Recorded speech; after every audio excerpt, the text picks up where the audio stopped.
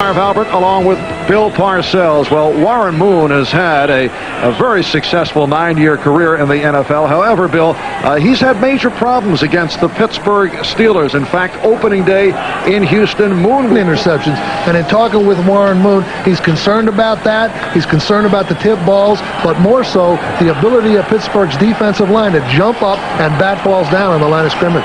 And 35-year-old Bill Cowher took over from Chuck Noll from last season's 7-up and 9-down record, and he has really turned this franchise around. They are now energized and they're upbeat, and they come off that solid victory over Kansas City last week. And Bill Cowher has put together a perfectly complemented staff. Don Capers on defense, quick, strong defense that gambles and takes chances. Ron Earhart on offense, ball control, power offense, and that's one of the reasons Pittsburgh's in first place. The Steelers have won the toss, and they will receive. The Pittsburgh Steelers and the Houston Oilers coming in at 5 up and 2 down. Rod Woodson is the deep man. And here's Woodson up to the 20. And hit down at the 24-yard line. Eugene Seal in on the stop. A look at that offensive line for Pittsburgh. Justin Strelzik starting for the third straight time. Love, Dawson, Hasselring, and Ilkin up front. The quarterback is Neil O'Donnell in his third year out of Maryland. That's Barry Foster, who leads the league in rushing.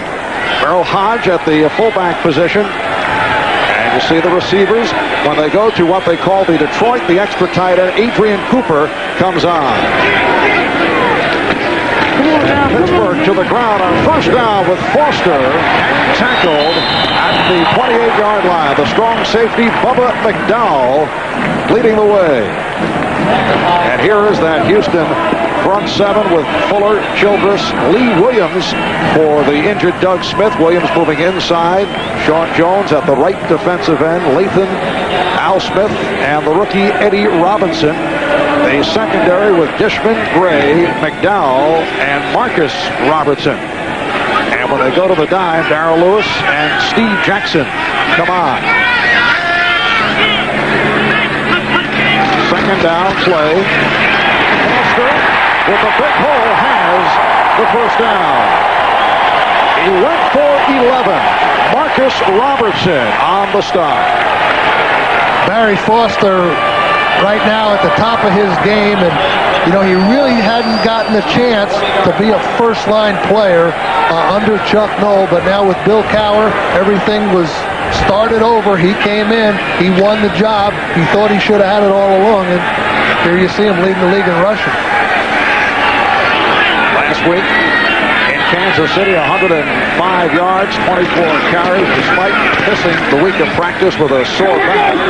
As Foster again, Sean Jones making the stop. Houston, incidentally, Bill, is 0-2 in the category of going up against Barry's, trying to stop guys by the name of Barry. They added 107 yards opening day to Barry Foster. Barry Ward of KC ran for 114, and the Oilers have a Thanksgiving Day date with Detroit's Barry Sanders.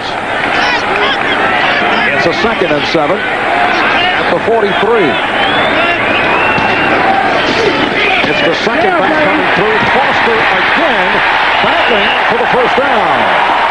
One of the things that Houston was most concerned about, their defensive coordinator, Jim Eddy, in speaking with him yesterday, he feels like early in the game they're going to have to try to overload the Pittsburgh running game, and the way they're going to try to do that is they're going to use an extra linebacker once in a while. Rick Graff in for Eddie Robinson because he's a little stronger against the run and the Pittsburgh tight end offense. And also they'll bring Bubba McDowell up and make 8-man fronts, which is more than Pittsburgh should be able to block with just 7 blockers up there.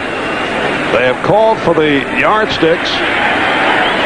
Well, I called it a first down, and they just did pick it up.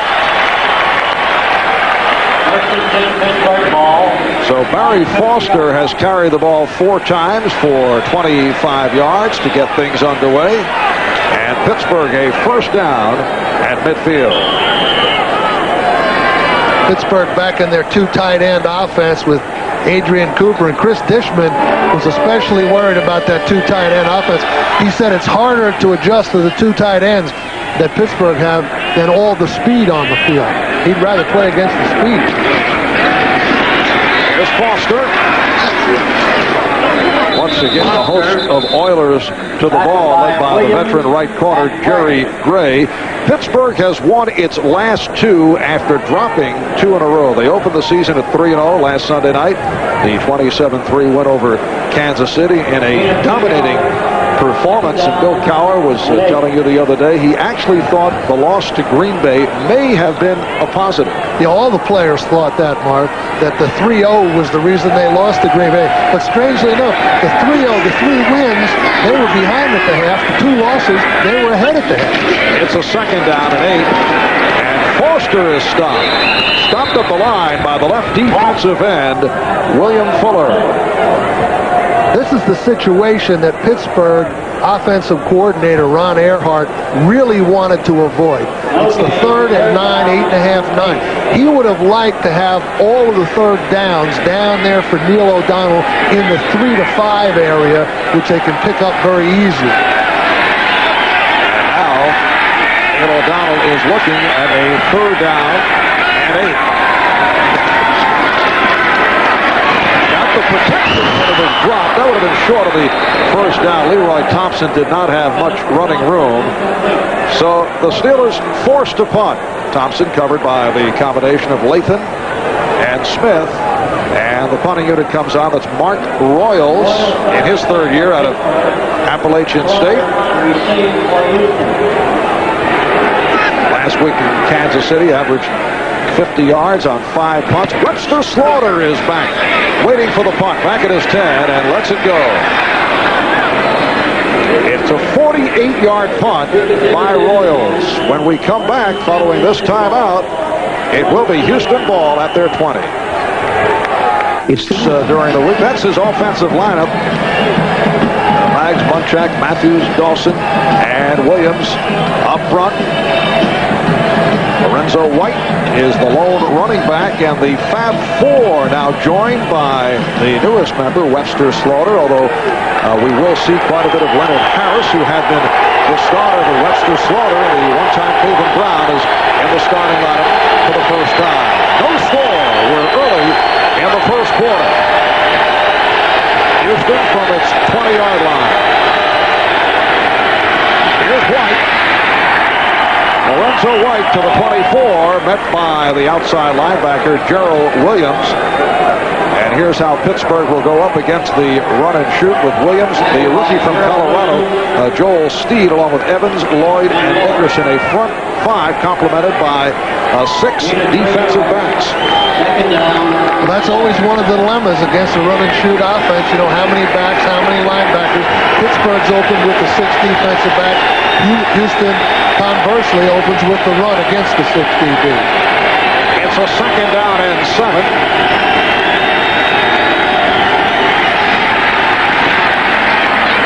Moon is able to complete for a short pickup with White covered up immediately by Hardy Nickerson.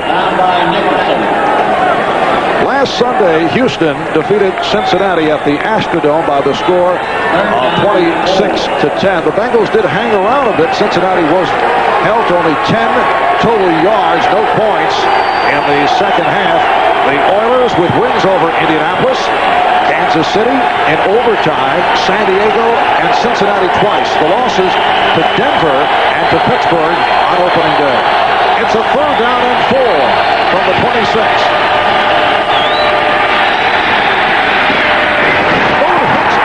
But he's stopped short of the first down by Ron Woodson. Well, Ron Woodson,'s the man that always stays with Ernest Givens, and we may see Givens lining up at a couple of different positions. Usually he's the slot.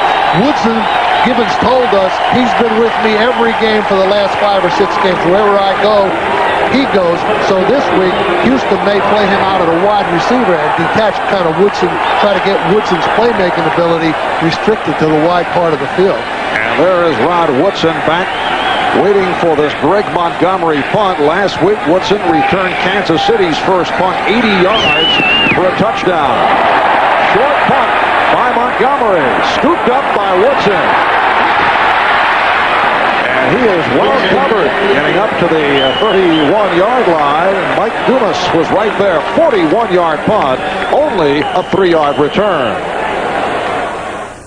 There's Jack Pardee, head coach of the Houston Oilers in his third season as the Oiler head coach. He is 0-4, though, as an NFL head coach here in Three Rivers, losing to the Steelers with Chicago, with Washington, and twice with the Oilers. First down from the 32, it's dropped by Foster. Covered by Eddie Robinson, the outside linebacker, rookie from Alabama State. Well, they're trying to use a little first down ball control passing, but as you saw there on the screen, Foster was looking down the field and not at the ball. He was trying to see where the defender was coming up. Now, Jim Eddy is going to put those 8 guys up front until Pittsburgh proves it can throw the ball against that style of defense. You see 8 guys very, very close to the line of scrimmage right now. They're going to be up there till Pittsburgh proves they can do something about that. All right, second down and 10, and Foster tries the other side. A first down picked up by Barry Foster. I'm pretty certain this is an audible on the part of Neil O'Donnell against the Oiler 46-type defense. They pull and they kick out the outside linebacker there, and Foster's up the field for a nice gain. And I happen to know that's the style of audible that Ron Earhart would run, because that's the very thing we used to run at the Giants against that style of defense. Yeah, this is a perfect team for Ron Earhart with the 2 outstanding tight ends, the good-looking running back, and Barry Foster, right now an efficient quarterback, and Neil O'Donnell. First down at the 48 again. It is Foster. Bubba McDowell among several Houston Oilers able to stack them up. The thing Ron Earhart wants to do with Neil O'Donnell hasn't developed to the point where Ron wants to put the pressure on him where he feels like he has to win the game. He'd like to get him in a position where he can get the ball to the other good athletes and not create a situation where the onus is on O'Donnell to win the game. Now, on the other side, Warren Moon knows in the run and shoot every week he's got to play well. The pressure is on the quarterback. We discussed that with him yesterday. All right, Pittsburgh in Houston territory, second down and 3 at the 45. Off the play action, O'Donnell goes in, intended for the tight end. Adrian Cooper covered by Bubba McDowell. For Neil O'Donnell, this is his first full season as a starter. The coaching staff very impressed with the poise that he displayed last year in taking over for Bubby Brister. Now, Neil O'Donnell grew up in Madison, New Jersey, where the Giants used to train at Fairleigh Dickinson University. Told us he remembers dropping by, Bill, to watch your workouts, and I asked what did he recall. He said your screaming at offensive lineman Jumbo Elliott really rings a bell. He used to come up there and watch all the time. Third down and 3 from the 45, and O'Donnell. Nice try by Eric Green, who bobbled but could not hang on. He was covered by Lamar Lathan. One of the problems that Eric Green presents is, Houston doesn't really want to put a defensive back in, because if they do, then Pittsburgh will run the ball. So you see he's covered there by a linebacker, and this is a mismatch from a passing game standpoint that Pittsburgh knows it has. So we'll probably see that as the game goes on. The punt by Royals, and the fair catch handled by Slaughter. 6:46 remaining, first quarter, no score. Back in Pittsburgh, Houston, and Pittsburgh are scoreless with 6-4 remaining in this first quarter. You're looking at Bill Cowher in his first season as head coach. Pittsburgh area native, one-time linebacker with Cleveland and Philadelphia. In fact, this Cowher playing for the Eagles back in 1984, blocking a punt by the Giants' Ali Haji Sheik. And it wasn't enough to help the Eagles, who lost to your Giants by the score of 28 to 27. That man blocking the punt. Yeah, we were talking about that yesterday in the meeting. He remembered doing it, and I remembered him doing it. We had to use our field goal kicker to punt. That was a game where our punter, Dave Jennings, had gotten hurt in the early part of the game, and so we had our field goal kicker punting. And the Eagles recognized it, and that guy, being an alert coach like he is and a special teams guy, he went in and blocked that thing and made it a one-point game out of a 3-touchdown lead. Bill Cowher spent time with Kansas City as a defensive coordinator. Houston, from its 31-yard line, a personal foul was tagged onto that punt return. Nice moves by Webster Slaughter, picking up the first down. A personal foul was called on Yancey Thigpen for a late hit, giving Houston the ball at the 31. That play goes for 16, and it's a first down at the 47. You see these two receivers here, they have to work with Warren Moon and read the same thing. One down inside, Slaughter up, hitching up, reading this man right here on the part of Warren Moon. He looks right off. You see the wide receiver coming from the inside, Slaughter hooking up on the outside, reading the deep drop of the corner. Now he gets the ball to Slaughter. He's able to make a big game out of a very short pass. And back to the live action. Lorenzo White could not hang on, so Moon is now 3 of 4 and is looking at a 2nd and 10 at the 47-yard line.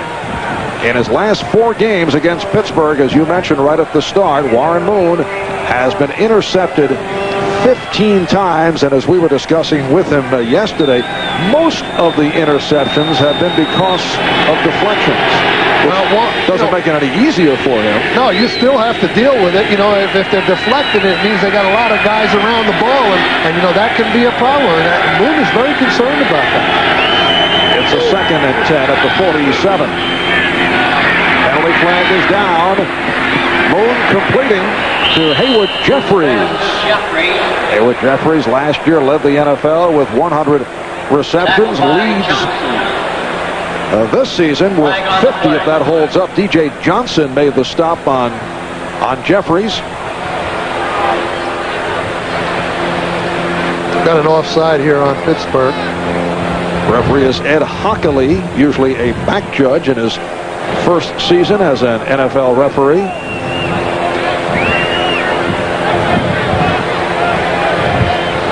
Offsides on the defense, number 57. The penalty is declined, brings up 3rd down.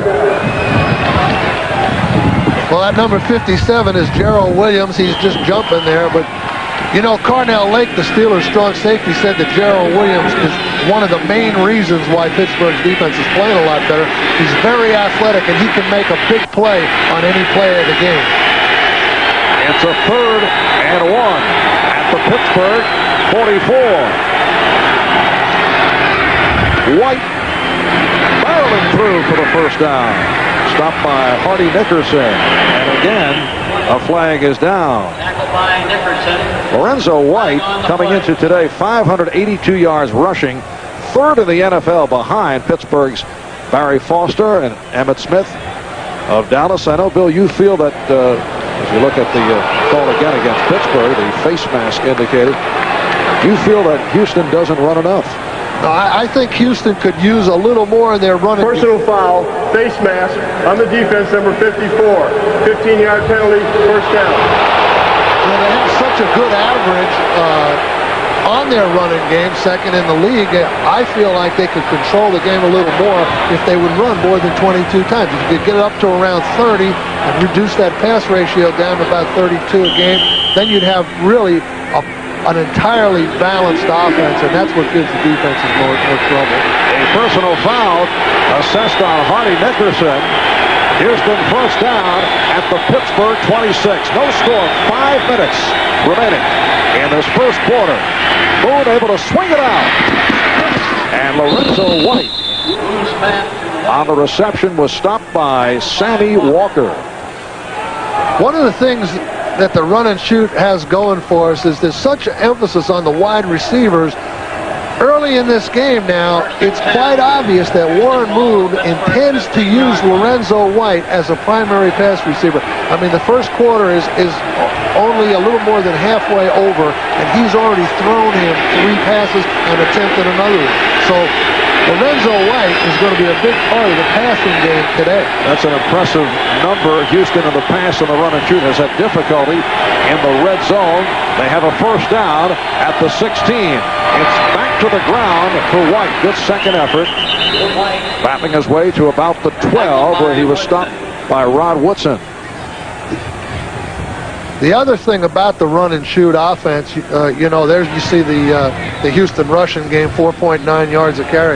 But another thing about the run and shoot offense is you kind of have to sort through it every week, because Warren Moon said yesterday one of the things that keeps him very alert and on top of his game are all the variables and the contingencies that take place against this offense. So you kind of got to sort through and say, hey, what are they doing against us this week? And once you find it, then you go and attack.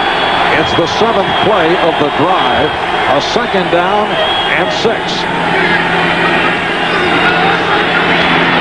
And Moon's pass incomplete. It was thrown behind Gibbons.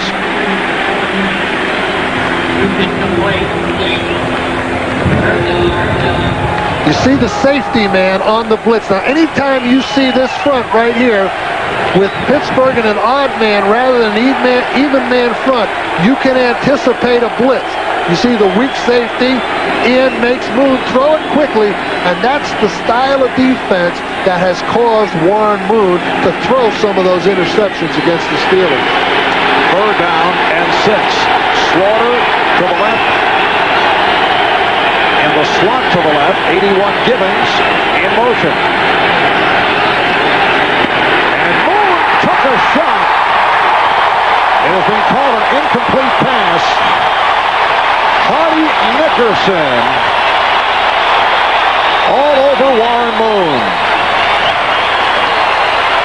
One of the tricky things that Pittsburgh does here is blitz these linebackers and the men off the slots and drop the defensive ends back in coverage.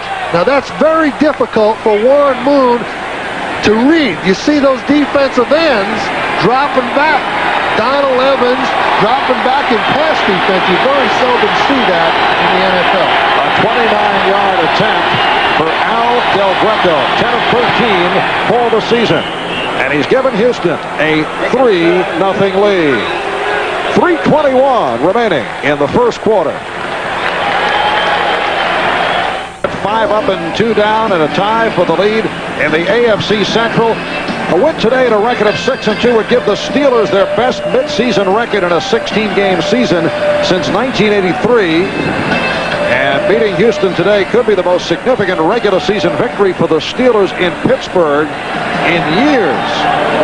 While for Houston, important to come up with the win, because should this come down to tiebreakers later in the season, don't forget that Houston already has been beaten by Pittsburgh. That was opening day at the Astrodome. Here's Dwight Stone on the return, getting across the 20-yard line. Dwight Stone's probably the most explosive of all the Pittsburgh Steelers offensive skill players, and Bill Cowher wants to make sure that Dwight Stone somehow touches the ball 7 or 8 times, and that's why he's back on kickoff returns as well as playing wide receiver. He's the guy they run on the reverses, too. 22-yard line. Pittsburgh from its 22. Houston on a 29-yard field goal by Al Del Greco, leading Pittsburgh by the score, 3-0. Barry Foster has already run for 50 yards on 8 carries. O'Donnell, who was 0 of 4, gets one out to Stone for the first down.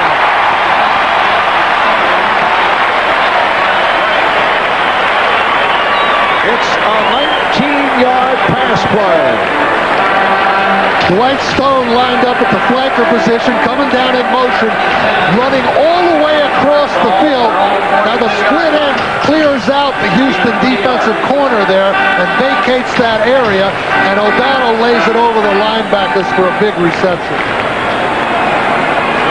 The Steelers first down from their 42-yard line. 2.5 remaining in the first quarter. That's the tight end Cooper in motion.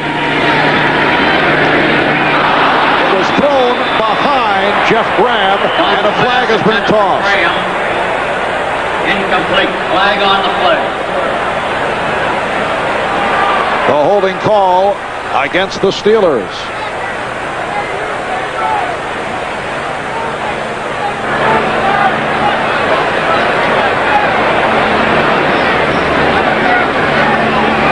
Holding on the offense, number 73. 10-yard penalty, repeat first down. That's the left tackle, Justin Strelzik, called for the hold, number 73. Justin Strelzik working against Sean Jones, and he just keeps his right arm on his inside hip there. But you get the sense from the Steeler play selection now that they're in a little bit more of an attack mode than they were to start the game. They were trying to establish the run. Now they're trying everything. It's a 1st and 20 from the 32. O'Donnell facing the rush, able to pop the screen to Foster.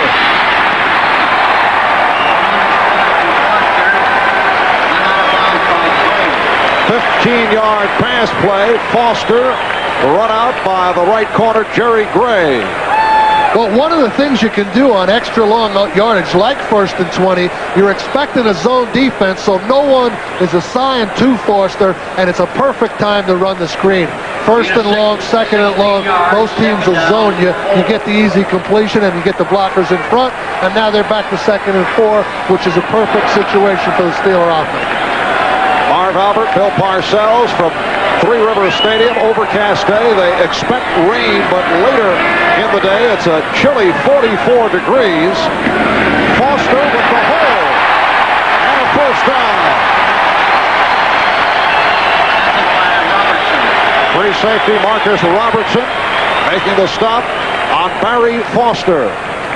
This is the same play that Foster broke for a big gain earlier in the quarter. You see the right guard, Carlton Hasselrick, pulling out, leading Foster through, and that's a 6-hole play, and I'm pretty sure they call it Flow 36G. You know, I was going to mention that myself. Did you know that, Mark?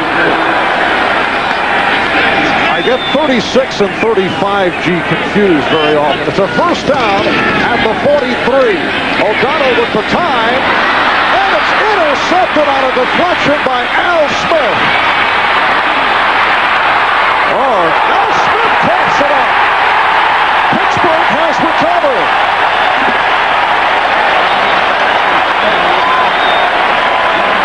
Intercepted by Smith.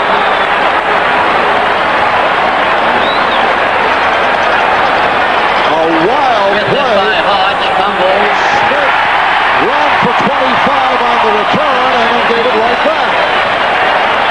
Well, this interception is... Mistakes to reset here, 1st and 10. This interception's Neil O'Donnell's fault. It's a little high. Smith follows the tip very well. Intercepts it. Now, you know, these linebackers aren't used to carrying the ball. You see Tunch Hilton knocks it loose with his helmet, and it goes right back to Pittsburgh. And it was Neil O'Donnell who was able to recover. Jarred loose, and O'Donnell covered up. So Pittsburgh now first down, 1st and 10 from their 34. Well, this thing is starting to get pretty exciting up here. I'm getting excited myself. Only the 4th interception of the season by O'Donnell. And Leroy Thompson was stopped by Jeff Allen. There's Allen, down by 2nd-round draft pick 3 years ago out of Notre Dame. Well, Jim Eddy said that the guy they'd probably missed today was Doug Smith, their big 300-pound defensive tackle, and that Lee Williams was going to have to start, but Jeff Alm was going to have to come in. He felt like they could give him, he could give them a little something against the run that they hadn't been getting exclusively with Williams. So there's a big play for Alm right there and the Houston defense. And this first quarter is coming to a close. The Steelers now have not allowed a touchdown the last 9 quarters, but they are trailing by the score of 3-0. Well, it's on to the second quarter in Pittsburgh. Bill, these two clubs met in the opening week of the season in Houston, and some chicanery was used. The Oilers jumping out to a 14-0 lead, but the Steelers ignited a comeback with that fake punt. Mark Royals, the punter, able to connect to Warren Williams. That was good for 44 yards. Steelers went in to score. Eventually came back to win by the score of 29-24. And several Houston players said, hey, straight up, we can beat these guys. But Pittsburgh used fake plays, whatever that means. Well, nobody's passed the rule that you're not allowed to use the fake plays. So, you know, unless Houston can stop some of those, they may lose again. O'Donnell is taken down on a second and 14. First sack of the day, and it's Ray Childress, who has had a sensational season, coming up with his 8th sack of the year. Ray Childress, you know, the prototype defensive lineman in the National Football League. And, you know, he's really the lead horse on this Houston defense. You see him circling around and coming back and getting O'Donnell from behind. But, you know, I think if you have to pick out one guy on the Houston defense that can really make a difference, it's number 79, Ray Childress. 3rd and 18, back at the 26. O'Donnell able to connect with Ernie Mills, and he fights his way for a first down. And wait a moment, the Oilers feel they've stripped the ball. They claim they've taken it away. They have. Mills was battling for the marker, and Houston has come up with the football. Ernie Mills on the reception. Dishman trying to strip it. Mills is fighting for the first down, and Bubba McDowell, number 25, just wrestles it away from him as Mills goes down. Now the question there is, was his forward progress stopped? Did the whistle blow? And apparently it didn't. Houston taking over on the turnover. Crowd reacting. They feel that the forward progress was stopped and the play should have been ball dead.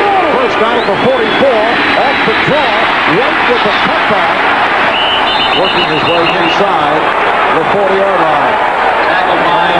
The strong safety making the stop, and a flag has been thrown. Well, the only question here on Mills is, you know, where is he going? Is his progress stopped? Now, apparently the officials say it wasn't. Well, if it's not, then you can do that and take the ball away. It's the receiver's job to hold on to it. Bubba McDowell made a good play.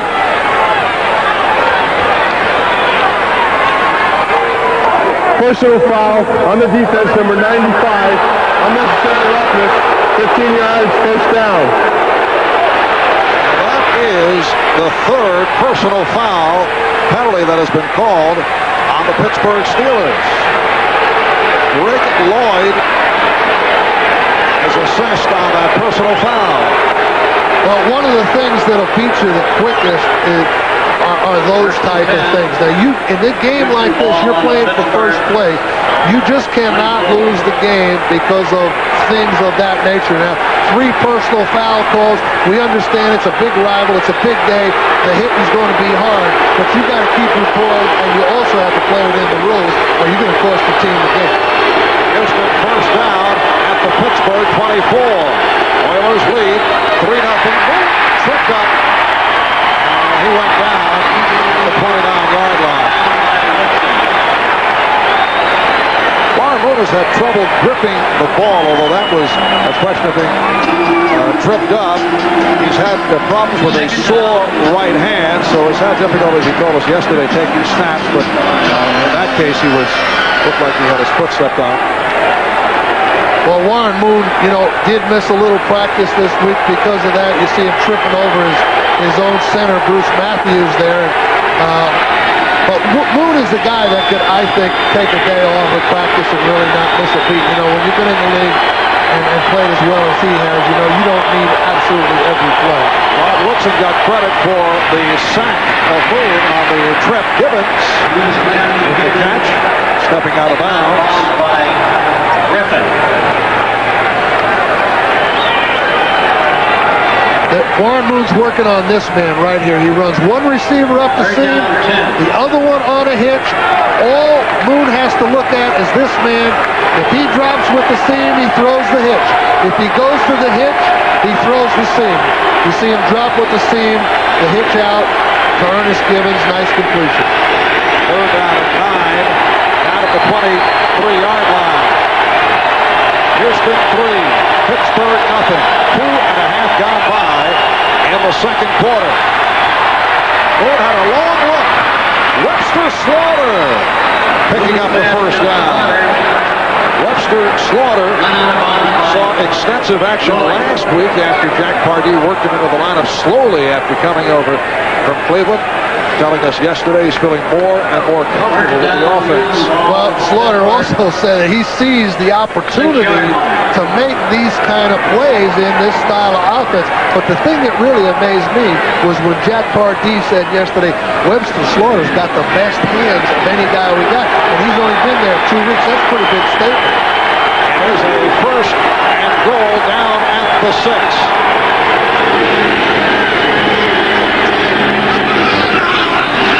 White. Straight ahead move. Lorenzo White stopped by Hardy Nickerson. Pittsburgh has a touchdown in 9 quarters. They had allowed only 77 points going into today, tied with Philadelphia for fewest points allowed. Well, you remember early in the first quarter, we started to see Pittsburgh changing their defense, getting into a few of those exotic defenses once Houston approached the goal line. Now I think you're going to see it again. As a matter of fact, they're in that same alignment. Second and goal, a 5.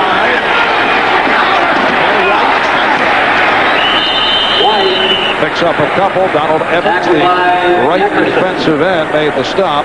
Last week against Cincinnati, Lorenzo White held to a season low of 59 yards. He ran for 100 in the opener against Pittsburgh. As we mentioned earlier, he is number 3 in rushing in the NFL. Well, you know, Marv, when he first got in the league, there was a lot of competition in that Houston backfield. You know, they had Mike Rozier, they had Alonzo Highsmith, Alan Pickett, and this guy is the survivor out of all of those. The rest of them are gone, and Lorenzo White's the main guy now. Third and goal for 3.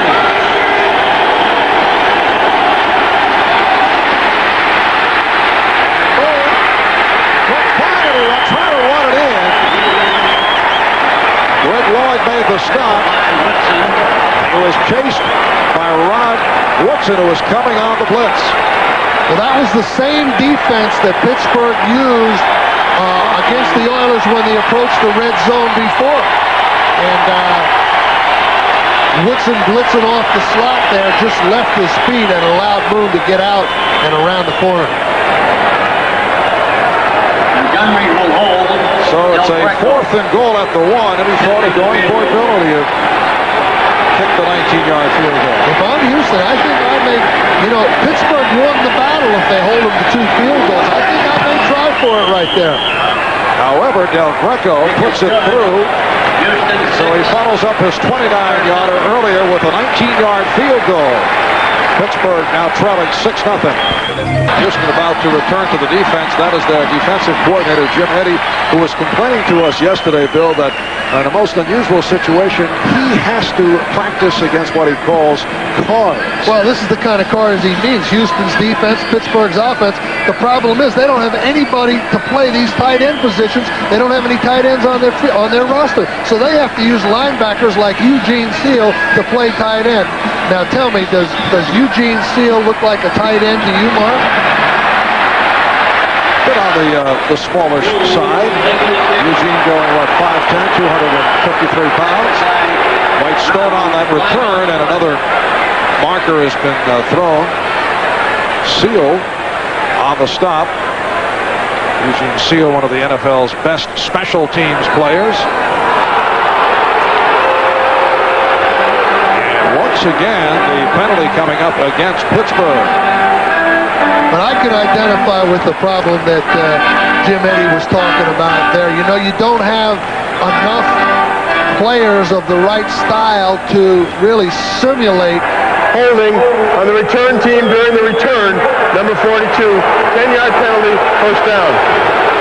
You don't have the right style of players to really simulate the style of offense they're facing with the Steelers. But so far today, the Oilers, other than that little drive where the Steelers hit a couple passes, have done pretty well against Pittsburgh's offense. Now, there's Eugene Seal. Now, he's smaller than the defensive backs and kind of one of those wide-body boxcar linebackers. Now, you know, that doesn't look like Eric Green.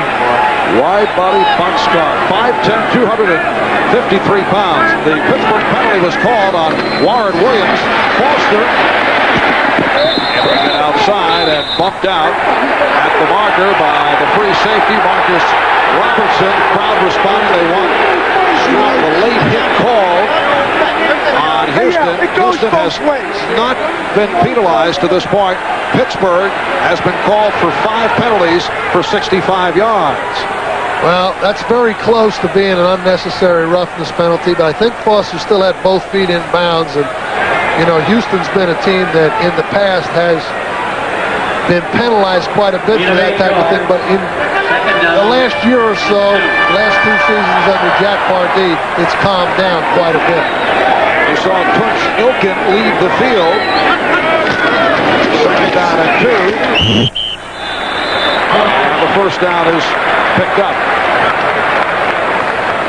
Tackled by Childress and all. John Jackson coming in at right tackle, replacing Tunch Ilkin. Pittsburgh ball. Their own 28-yard Combination now of Strelzik and Jackson at the tackles, Love and Hasselrig at the guards, and Dawson at center. First down for Pittsburgh at their 29-yard line. 8.5 remaining in this first half. Houston up 6-0. O'Donnell with the time and has an open man in the tight end, Eric Green. A 24-yard hookup. You can attribute that particular pass completion to the Pittsburgh offensive line pass protection, because O'Donnell is just standing back there. He fakes the draw. Green isn't open, but then Green is able to adjust his pattern behind the Houston linebacker and slide for the big completion.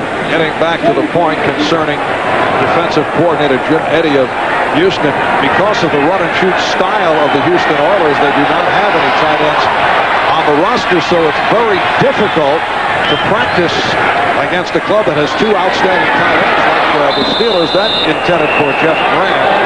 Jerry Gray providing the coverage. You're talking about Eric Green, who goes 6'5", 280, and can move. And Adrian Cooper, who goes 6'5" and 265, and like Green, also catches the ball so well. Well, I've been in football 28 years, Marvin. I have never seen a combination of agility and size and blocking power on a team that Pittsburgh has at that position. I mean, these guys are just unbelievable to me in their size, strength, and speed. Second and 10 at the 48. Here's the draw for Foster. Well, now, do you consider perhaps carrying a tight end on the practice squad just for practice purposes, or is it wasting a spot even on the practice squad? Well, I think on the practice squad, you've got to use people that are geared to replace your style of offensive players if in fact they get hurt. So Jack Pardee would have a couple of wide receivers to take care, you know, of the fact that the injury can occur, and you need a lot of wide receivers. So I think it would be a waste of time to have tight ends. You saw Ilkin, the Pittsburgh veteran right tackle, leaving the stadium probably for X-ray. Oh, catch! Ernie Mills with a beautiful grab. Chris Dishman with the tackle. It is a first down for Pittsburgh. That's a 15-yard pass play. O'Donnell working to the right side. Just a little slant pass to Mills. You know, he's open. He beats Dishman to the inside. And really, that was a very, very easy throw and catch for O'Donnell. Mills, second-year player out of Florida, a strong special teams guy who is seeing more and more action as a wide receiver. First down for the Steelers at the Houston 32-yard line. Foster. Good second effort by Foster, reaching to the 25-yard line. The report on Coach Ilkin, lower back strain and a flare-up. This has been a testy game right from the start. We've had 3 personal foul calls against the Pittsburgh Steelers. Ilkin back in the locker room. They're checking it out. Lower back strain is the word. Well, you see the tempers flaring up, but, there's a lot at stake, and it's a big rivalry, and the fans are booing, and there's a lot of contact out there, and that's what this game is about. Now, should they be fighting? No, but the tempers flare, the patience wear thin, yeah, it certainly does. The first place is at stake, and probably, or maybe, there's a good chance, it's the division title at stake here today. It's a second down and 3. Out of the 25 as we come about 5 minutes to go. First, Foster has a first down. Pittsburgh now in their 3 tight end mode. They used 2 tight ends to start the game. Then they put that third one in there, Tim Jordan, number 84 on the right side there. And they put Cooper and Green together on the left side. And as we mentioned earlier in the telecast, Dishman was really afraid of Houston's ability to adjust to this size of the Pittsburgh offense. 13 carries, 79 yards for Foster. 9th play of the drive for Pittsburgh. One play again for Foster. This time he's stopped from behind by Childress. Talking about the bad feelings between these 2 clubs. Well, it's been also a war of words. We should have known they couldn't beat us straight up. They had to trick us to beat us. Doug Smith among several Houston Oilers who pointed that out, referring to some of the trick plays that Pittsburgh was able to execute. And then Rod Woodson quoted as saying, we really understand this offense. We read the tendencies pretty well. We anticipated their runs, passes, even their pass routes, saying that we know exactly what Warren Moon will do. Second down and 9 at the 20. O'Donnell off the punt. O'Donnell throws. Graham, touchdown.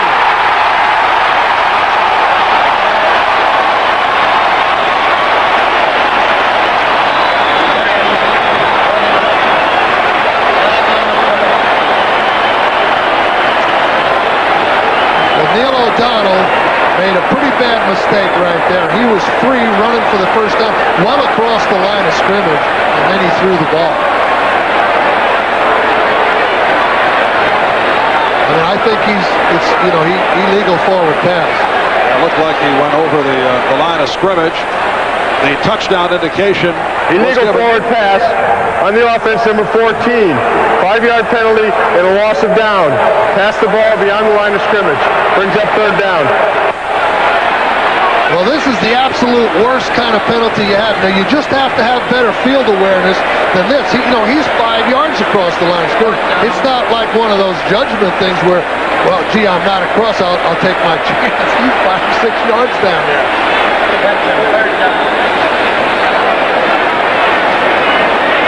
So it is a third down and 10 back at the 21.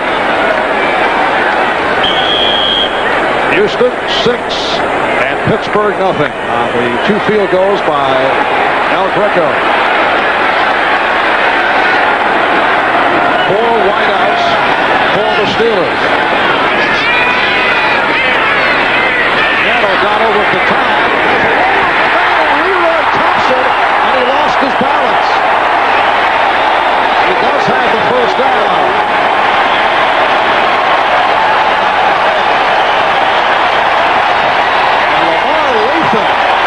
Is hurt. Lathan is down.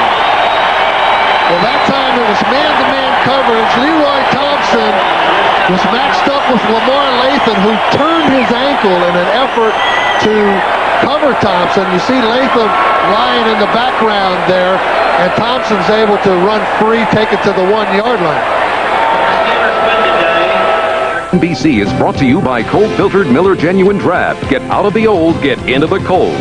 By Sony Handycam, America's most popular camcorder. By Starter.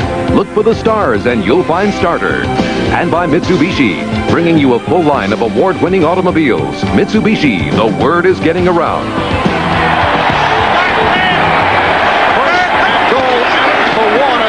resume.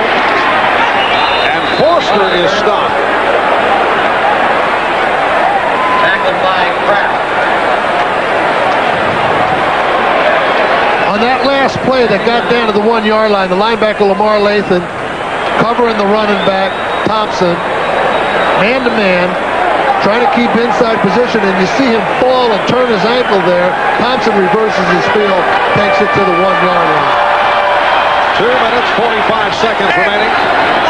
This first half, Pittsburgh trailing 6-0. Second goal from the wall as Foster battles his way.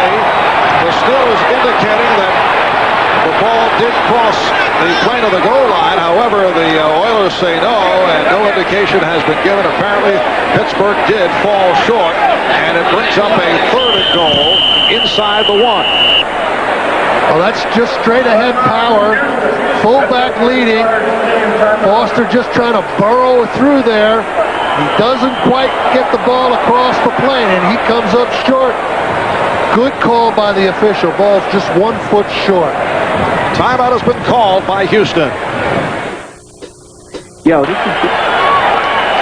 Marv Albert, Bill Parcells from Three River Stadium in Pittsburgh. 2:24 to go, first half. And Houston with a 6-0 lead. A 7-minute drive for the Steelers. The 14th play of the drive. Third and goal.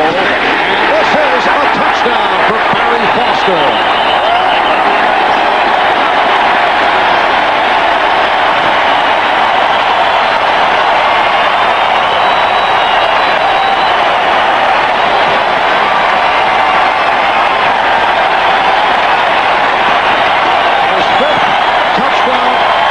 Season. He has had a superb first half.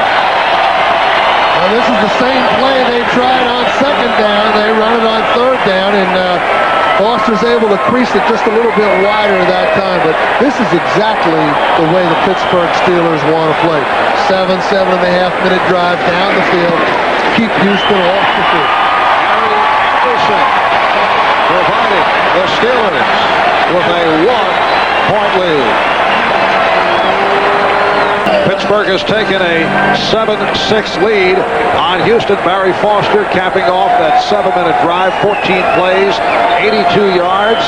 Foster has run for 81 yards in the first half. And the kickoff by Anderson.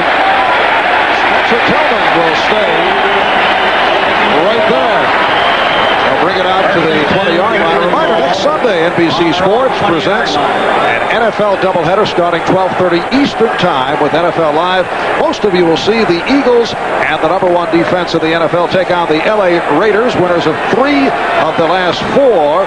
Or these Oilers will face the Browns or the Dolphins and the Colts. Second half of the doubleheader, it'll be Barry Foster and the Steelers going up against the Buffalo Bills. We'll be there for that one. Or the Chargers and the Chiefs, the Jets and the Broncos. Check your local listings. First down at the 20-yard line. To this point, the high-scoring Houston Oilers have been held well in check by the Pittsburgh Steelers. We're able to get it out to Jeffries, but he is stopped at the line by the right corner, D.J. Johnson. We're coming up to 2 minutes remaining in the first half, and a timeout is taken. Not eligible. Winning these drawings. Back at Three Rivers in Pittsburgh, 2 minutes to go in this first half, and there's Chuck Noll. He spent 23 years as head coach of the Steelers, a man who won 4 Super Bowls, 209 victories in all. That is the 5th highest all time. So Chuck checking out his former club, as is Bum Phillips from the Houston Oilers radio booth, head coach of the Oilers from 1975 through 1980, the winningest head coach in Houston Oiler history. Now handling color commentary on the Houston Oiler radio network. Second down and 9 for Houston. Pittsburgh with a 7-6 lead. Boone finding the opening and slides for the first down. Marty Nickerson covering him up. Pittsburgh is in a zone defense that time, and Moon wasn't really able to find anyone, and he had to scramble for the first down, but he's in his 2-minute offense now, and he's got it underway. You see him going for the first down. At the 30-yard line. And he underthrew Gibbons. Several weeks back, Ernest Gibbons complaining that he was not seeing enough balls thrown his way, but the last 2 weeks he has certainly picked it up. 16 receptions the last 2 games. Well, if you're playing the Houston Oilers, you know, you got Haywood Jeffries there who's, you know, catching near 100 balls, and Gibbons, and those are the 2 big play guys. So most of the defensive coordinators will say, hey, Leonard Harris hasn't been that instrumental, or Duncan hasn't been that instrumental in big plays over the years. Let's take Gibbons and Jeffries away and let someone else beat us. Now they got Webster Slaughter. He's another guy who can beat. Second down and 10 from the 30. White for a short pickup out to the 34, met by Rod Woodson. So Moon is now 9 of 13, but really not getting much going. Timeout is taken by Houston. And at 14 remaining, first half. It's a third down and 6 from the 34. That's Gibbons, 81 in motion. Lorenzo White in the open field. Well, he picks up the first down, met by Sammy Walker, a Texas product, Texas Tech, by way of McKinney, Texas. Warren Moon just sent the 4 wide receivers down the field there, figuring Pittsburgh would be in a zone, cleared that out, and then tried to dump it to Lorenzo White. White is a big part of the Houston passing game today. First down at the 44. Now, that was jarred loose. Darren Perry with the hard hit. And Leonard Harris could not hold on. He had it, and he took a shot. In reading the quotes from the Houston receivers this year, that ball's a little behind it. Houston receivers are definitely aware of the physical aspect of the Pittsburgh secondary. As a matter of fact, most of them say, hey, this is the most physical group of defensive backs we play against all year. That was a perfect example by Darren Perry right there. Darren Perry, 8th round draft pick, rookie from Penn State. Second down and 10 from the 44. Moon in trouble. Shovels in a dangerous attempt intended for Jeffries, and it is ruled incomplete. Carnell Lake was all over Haywood Jeffries. I'm really impressed with the variety of the Pittsburgh defense. Now this time they're blitzing Moon. 2 plays ago they had a maximum 8 drop coverage. Then they had a 4-man rush, and they will just not do the same thing against Moon on successive downs. He's too smart, he's too capable, and he's too efficient in his execution. So they're mixing it just for the purpose of mixing it. Duncan to the right, Jeffries left with his third down and 10. That's Harris. Slot left. Jeffries broke a tackle and let us hit down at midfield by Nickerson. Well, they went back to that maximum coverage that time, only rushed 3 linemen and dropped 8 again. So they blitz, they drop 8, they blitz, they rush 4, and it's giving Houston a little problem right now, in all honesty. The crowd responding to the solid effort by the defensive unit. With time running down in the first half, the Pittsburgh Steelers lead the Houston Oilers by the score of 7-6.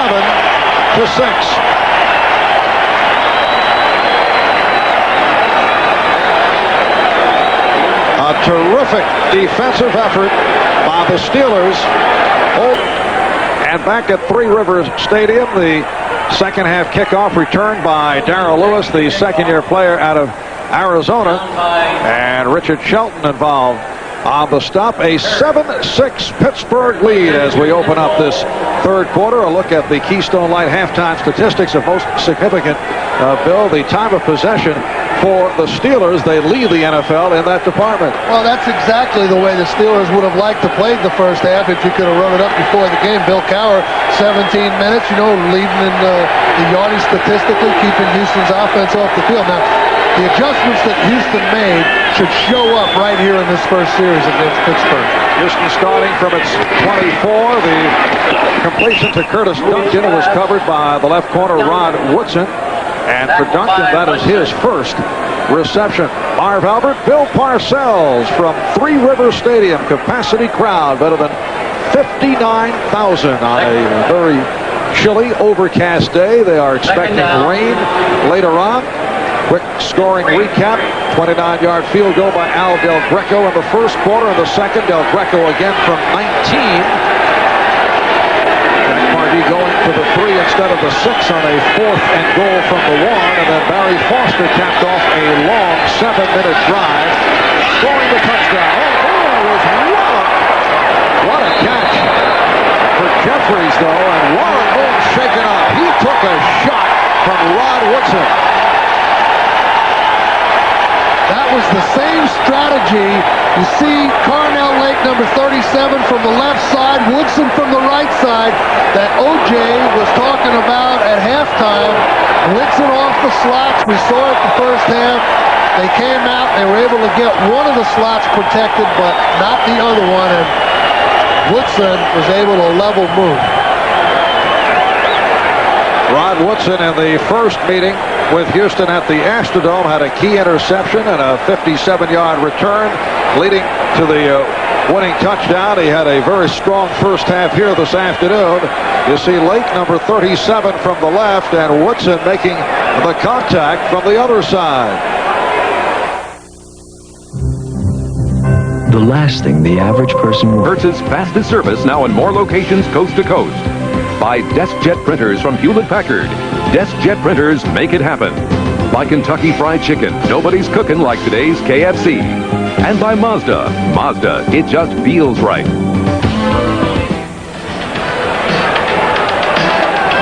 Here are the key guys, Carnell Lake and Rod Woodson. Woodson coming to Moon's face. Lake coming from the backside. They're able to block Lake, but they're not able to block Woodson, and that's what causes the injury to Warren Moon. See, the lineman comes out, blocks Lake on Moon's backside, but Woodson gets him from the front side.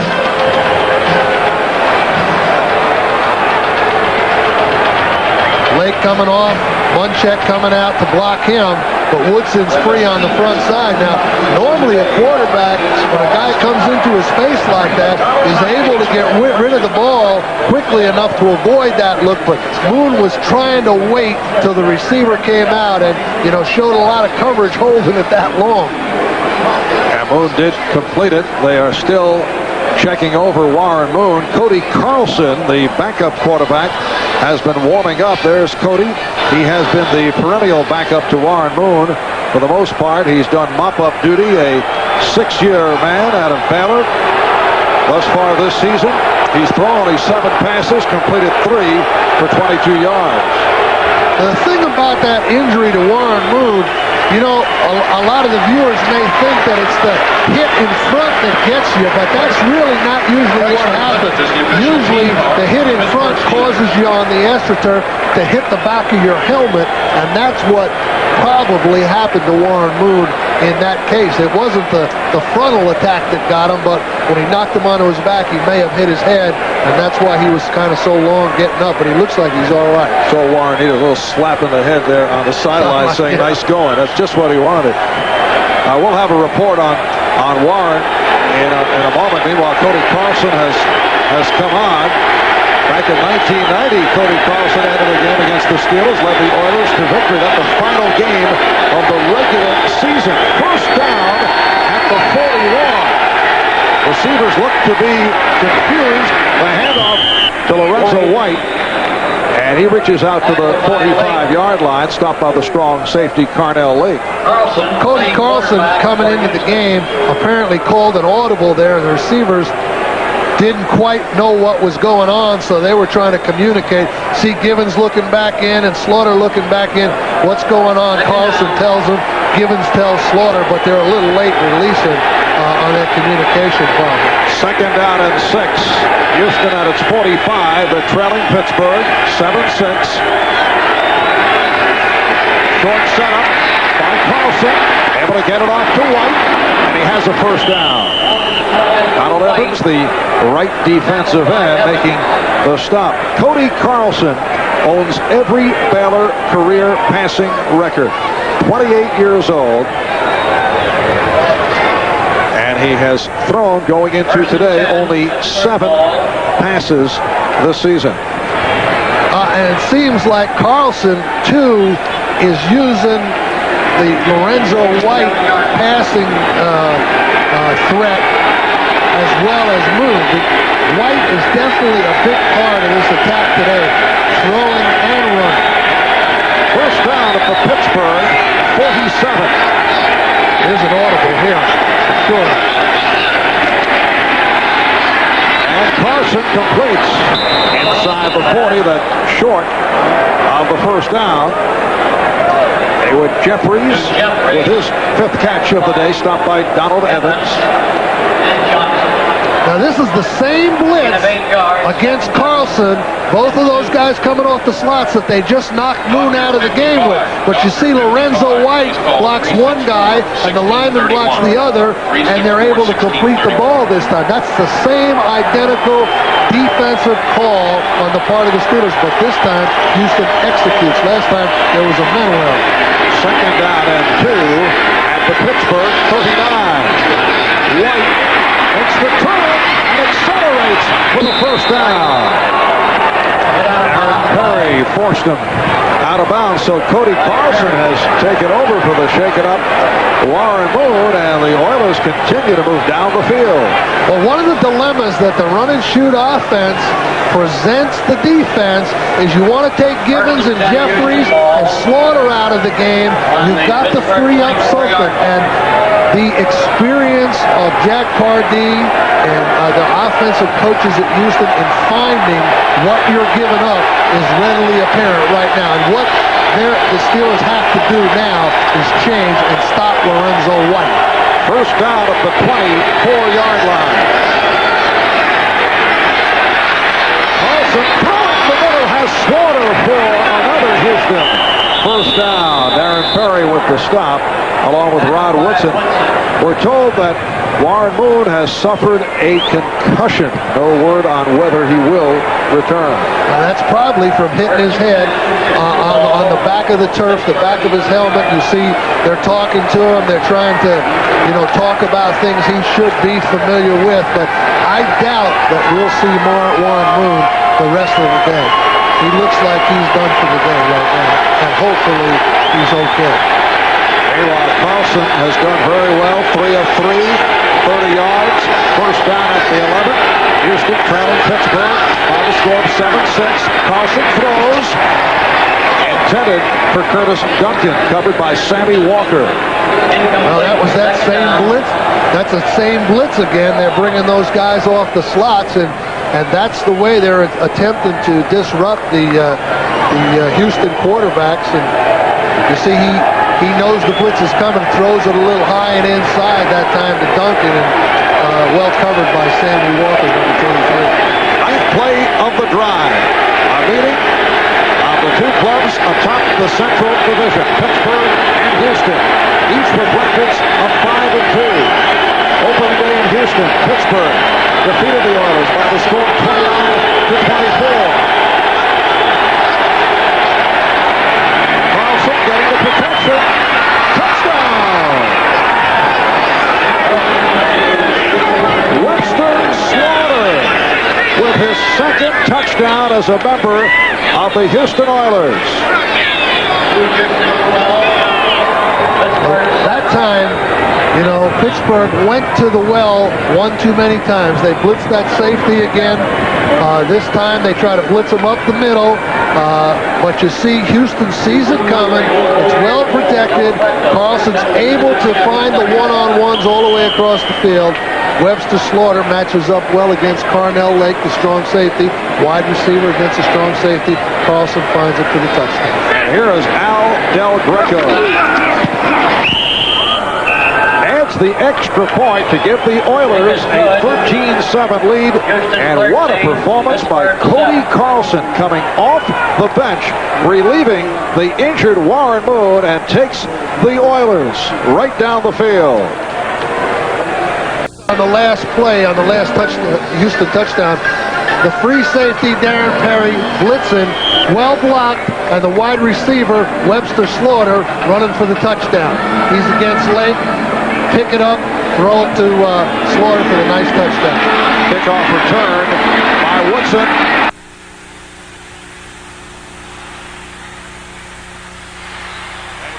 Thrown back downfield, but a terrific return by Rod Woodson. Went wide and went for 34 yards. Finally forced out by the backup quarterback, Tony Brown. Well, it's going to be all for nothing because there's a clip on the part of the Steelers or one of those illegal blocks that penalties. I think Bill Cowher, if this game doesn't go their way, illegal flag in the back by the receiving team during the return, number 87. 10-yard penalty, first down.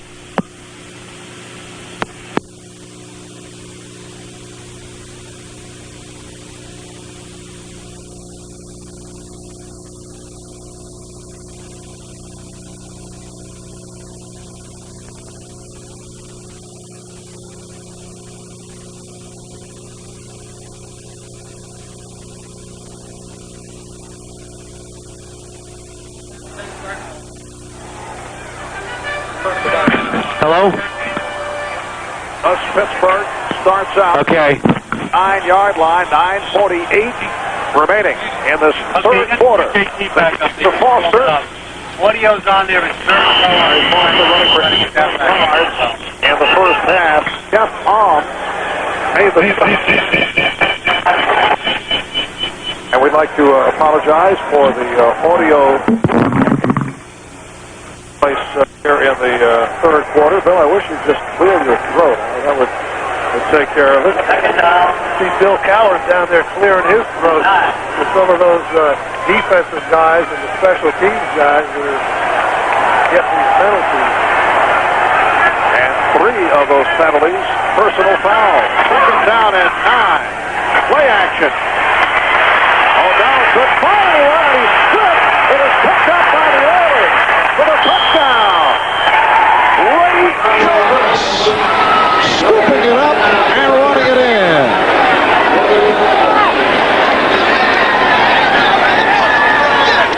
So Houston extends to a 19-7 lead.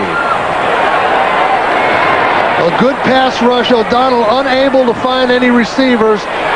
Stripped from behind by number 76, Jeff Alm, and then Ray Childress, who's in pursuit, comes over and picks it up. And you know, it always comes down in these big games to plays like this that wind up turning the game around for one team or another. And sure enough, a guy that really wasn't even supposed to play too much, Jeff Alm, Doug Smith would have been in there, makes the big play, strips O'Donnell. Childress is there timely and runs it in. And Al Del Greco converts the extra point. The Oilers pouncing on a turnover. And now lead the Steelers 20-7. Houston's defensive captain, Ray Childress, with his first NFL touchdown. Jeff Alm came up with the strip. It was gobbled up by Childress, and he ran it in. There's Alm in his third season out of Notre Dame, and now trailing by the score of 20-7. What does this do to the Pittsburgh game plan as we watch the kickoff handled by Dwight Stone?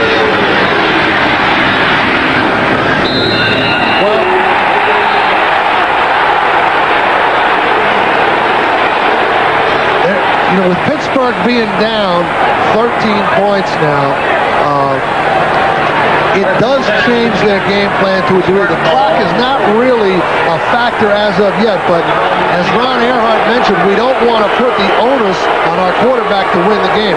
We get to the beginning of the fourth quarter, he's going to have to put the onus on the quarterback because that's the only way they're going to be able to catch up. So Foster is kind of eliminated as being the key factor in the Pittsburgh offense. White Stone shaken up on that return.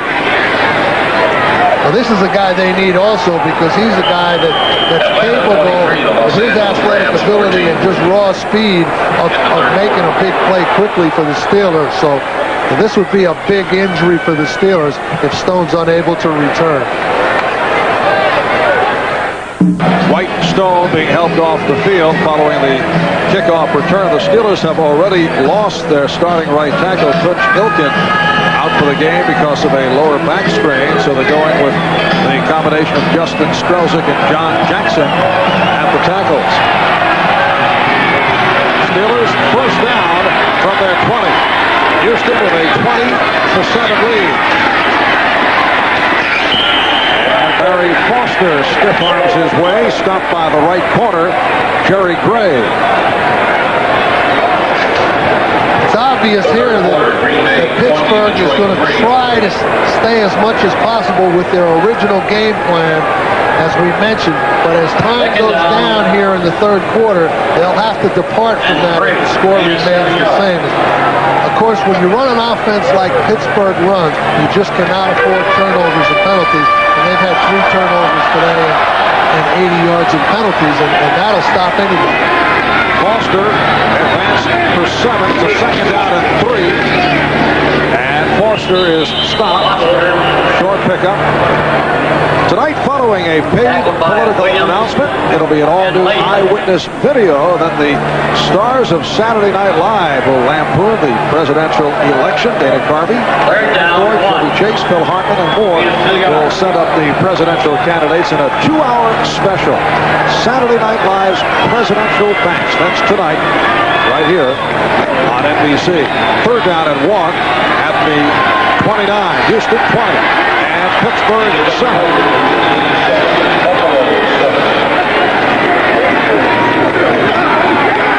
Foster is stopped back behind the line by Ray Childress. Another outstanding game for Childress, a player who unselfishly made the move from defensive end to defensive tackle 2 years ago, and he's made the Pro Bowl now at both positions. 8th year out of Texas A&M. You know, Jack Pardee was telling us yesterday that, he really hasn't been all that happy with the way Houston's defense has played throughout the course of the whole year. And he said, last week's second half against the Bengals was the best that they've done. And apparently, this defensive effort is good enough today, too. Hi, Super Dave Osborne here with Hager Richardson. Stone, who has suffered a bruised left knee, and it is a question mark as to whether he will return. Quarterback DJ Johnson suffered a bruised left knee. He is also sitting it out. Richard Shelton has replaced Johnson, and he is being called a questionable. Richard Shelton, 3-year man out of Liberty, spent time with Montreal in the World League, is in at right corner. It's a first down at the 25. Houston back to the offense. They lead Pittsburgh 20-7. 6:45 remaining in the third quarter. Cody Carlson completing to Ernest Gibbons. Cody Carlson taking over for the injured Warren Moon, who suffered a concussion taking a hard hit. And Carlson has hit 5 out of 6, 47 yards, 1 touchdown. Well, the best thing about being a backup quarterback in this offense, it's not a multiple offense. You have basically the same formation out there all the time. The guy standing on the sideline, like Carlson was the whole first half, can watch these Pittsburgh defensive adjustments and know pretty much what he's going to get when he goes into the game. So backing up in this offense is not quite as hard as backing up in another style of offense. Second down and 2, and that is incomplete. Although the Steelers picked it up and they are feeling a complete pass, but it's being waved off. Well, the only question there is, did he throw it forward or sideways? And that was a screen pass. If he threw it sideways, it's a touchdown. Incomplete pass on the play. If he threw it forward, which they're saying he did, then it's an incomplete pass. Yeah, he threw it forward, no doubt about that. So the Steelers really don't have a right to.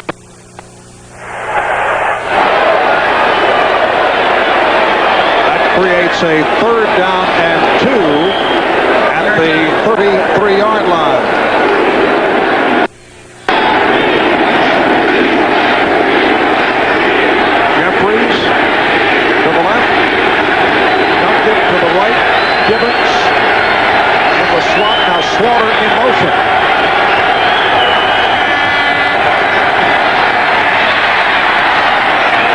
Jeffries on the reception for the first down. Run out by Shelton. Well, Hayward Jeffries working one-on-one there. That looks like a zone defense, but it's really not. It's a man-to-man. Donald Evans dropped back in the same defense where they blitzed off the slots and dropped the defensive lineman out. But Houston has made the protection adjustments necessary to block the Pittsburgh blitz now.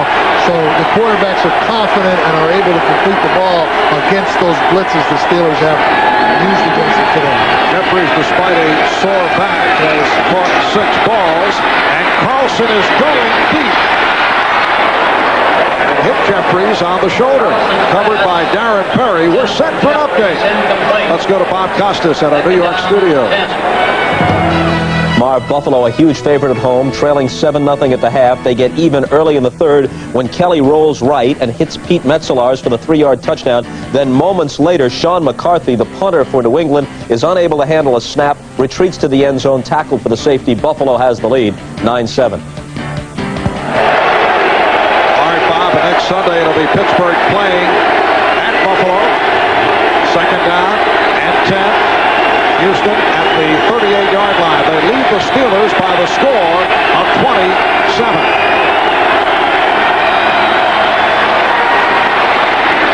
Carlson's pass incomplete to the hands of Webster Schwarber. Rod Woodson on the coverage. Cody Carlson really had some mustard on that one. He tried to squeeze it into a pretty tightly covered receiver, a little high, but Pittsburgh's converging on that receiver pretty well, and he had a little extra velocity on that, and that may be why they were unable to maintain the possession. For the first 7 games of this season, Pittsburgh allowed only 21 points in the second half. Houston already has scored 14 in the second half, although one was on a recovered fumble run in by Childress. Carlson got it off to White, and he is stopped. Stopped for a loss on the play by Gary Howe, the backup nose tackle. Well, that's the screen pass that's available to the run and shoot offense, and anticipating a Pittsburgh zone, which they did get. It was a zone, but the pursuit from Greg Lloyd on the pass rush back, and the linebackers and Gary Howe, number 78, converged on Lorenzo White before the screen was able to form. Here's Greg Montgomery for a rare punt, only his second of the day. He's punted only 19 times this season. Only San Francisco has punted less. And here they come as Rod Woodson awaits that Montgomery punt. And Woodson tossed it up. But was he down? Apparently it was long dead. 45-yard punt and a 5-yard return, and it will be Pittsburgh ball. That was one of those plays where they said that the ground cannot cause the fumble. Now Woodson's carrying the ball loosely there, but he is down. Now, it is a misnomer that the ground cannot cause a fumble, because it can cause a fumble if you just go to the ground without being tackled and lose the ball. It is a fumble. So you hear that expression, the ground can't cause a fumble. It really can, but in that case, he was tackled and down, and therefore it wasn't a fumble. Instead, it is Pittsburgh starting out at the 25-yard line. 4:14 remaining in the third quarter. O'Donnell could not find anyone. Goes the short route. He has Hodge. Hodge with the first down. Hit out by Eddie Robinson. That's good for 20 yards. What Pittsburgh would like to accomplish here as the quarter winds down is, get at least one of these scores back. Now, there's good pressure there on the outside. Sean Jones wanted a holding call, but O'Donnell stepped up into the pocket and got it to Hodge, who, Merle Hodge was the guy that had caught a couple of years ago 50 passes or more, and he's had to adjust to a new role in the Pittsburgh offense this year. Steelers first down from their 45. It's a sideline pattern for Jeff Graham. Jeff Graham, among the leaders in catches in the AFC. That is only his first of the day, number 35 for the season. Jeff Graham working against Jerry Gray there. Single coverage, just a little what they call a basic cut. And it's an outside pattern, but Ron Earhart calls it basic. And Graham's able to make a nice catch. Now, Pittsburgh is using Leroy Thompson, one of their running backs, as a wide receiver at the bottom of the screen here. And then O'Donnell's going back to the flat side. And O'Donnell completes a 19-yard hookup with Ernie Mills. Neil O'Donnell is now 9 for 15, and he's hit on 9 of his last 11. Well, when they put Leroy Thompson out to the other side, that's kind of a little bit of a distraction for the Houston defense.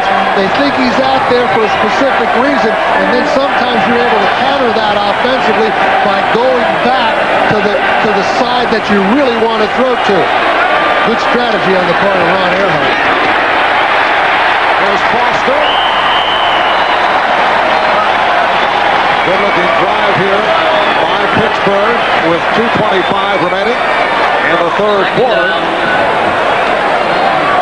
Basically, what Pittsburgh's trying to do here now in this drive is spread the field, much like Houston does, and then try to isolate some situations back to the receivers, Graham, or the possibility of Thompson. Now, in this red zone, the guy you got to watch for is Eric Green, the tight end.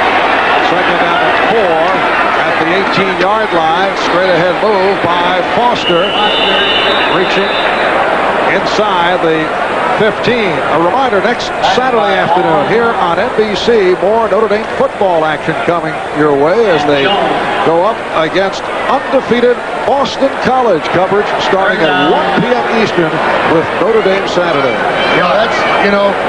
There's no doubt where my allegiance is in that game, Marv. As you know, Tom Coughlin, one of our former assistant coaches at the Giants, doing a great job with the Boston College program. So I'll be tuned in for that one if possible. It is a 3rd and 1 at the 15. There's Foster surging ahead for the first down. Harry Foster has gone over 100 yards for the 6th time this season. He's the first Steeler coming into today to have 5 100-yard games in a season since Franco Harris did it back in 1983. Barry Foster, a native of Texas, grew up just outside of Dallas in Duncanville, Texas, lives in Grand Prairie. 5th-round draft pick, has come a long way out of Arkansas in his 3rd NFL season. First down at the 13-yard line. O'Donnell completes. Mills again. He's down at the 6th, and for Ernie Mills, that is his 4th catch of the day. Pittsburgh certainly has kind of changed up. You see Mills working across in front of Eric Green. Lamar Latham closes down on the coverage, but O'Donnell is really impressing me with the way he's able to find the 2nd and 3rd guys on this drive. He's done a very, very good job with that pass offense. 2nd and 2, time running down. In the 3rd quarter, he will not get it off. That is the end of the 3rd quarter. They'll move back down to the other end of the field. Houston 20, Pittsburgh 7. We'll be back after these words from your local station. 35-year-old Bill Cowher in his first season as head coach of the Pittsburgh Steelers. Pittsburgh area native, one-time NFL linebacker, long-time assistant coach, and Jack Pardee in his 3rd season as head coach of Houston. He's won Coach of the Year in 4 different leagues: NFL, WFL, USFL, and the Southwest Conference. 2nd down and 2 as we open up in his 4th quarter. And he is right at the marker is Barry Foster. Down by Jones and Robertson. Let's see where they spot it.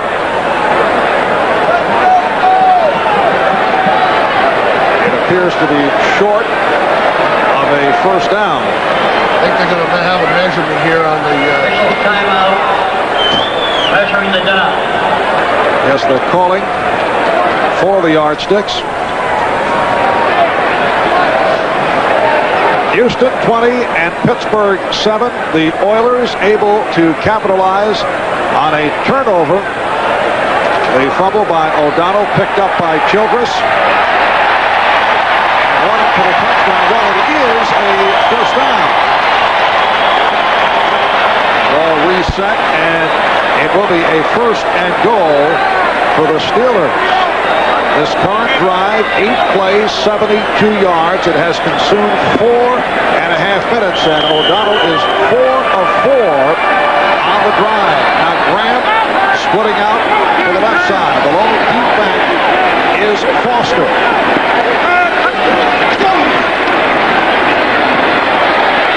Foster off the swing. He stopped back behind the line. That play was very, very well defensed by the Houston Oilers. Pittsburgh was trying to do there is hope that Houston was in a man-to-man defense, which they weren't. They were in a zone, and put those 3 receivers together in what Jim Eddy calls a teacup formation, and that's what Pittsburgh tried to do, but Houston was ready to adjust to it and was in the zone defense, and as a result, O'Donnell had to let it out to Foster. Foster stopped by Lathan, who's back in there despite the ankle sprain suffered earlier. Here's Foster. Rick Raff with the wraps on Barry Foster. Third down. It'll be a third and goal. Well, you see the consternation on Bill Cowher's face because he knows that this drive, almost has to result in a touchdown if he wants to get his ball club back in the game. So you're looking at the 2 biggest plays of the game for the Pittsburgh Steelers right here. Play of the drive. The ball is 2.5 yards away from the goal line. Play action. Adrian Cooper.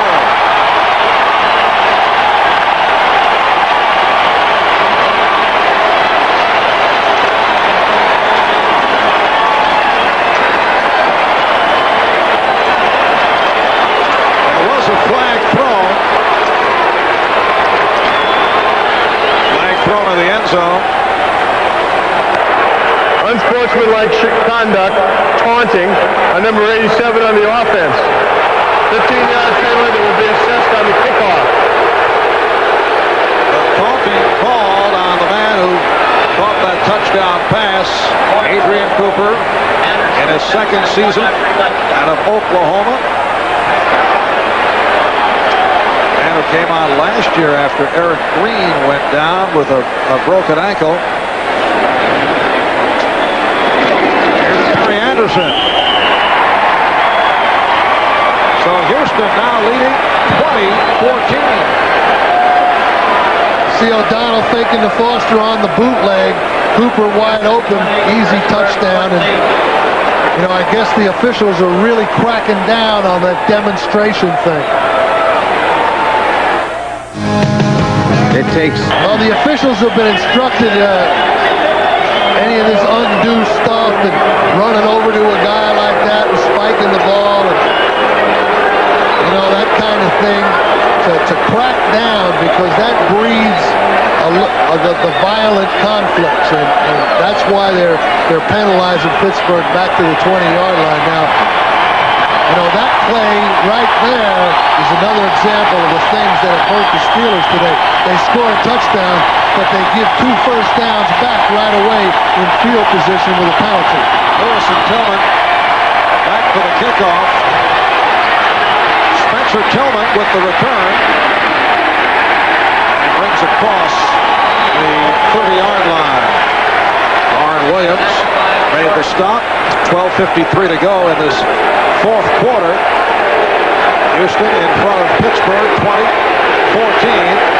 And the Oilers with Cody Carlson at quarterback for the injured Warren Moon will start out from their 31. And now the pressure has reversed itself. Here's a backup quarterback in the game in hostile territory. The crowd's all into it. The defense is into it. The pressure now goes on Houston's offense to execute and drive the ball for a field goal or a touchdown.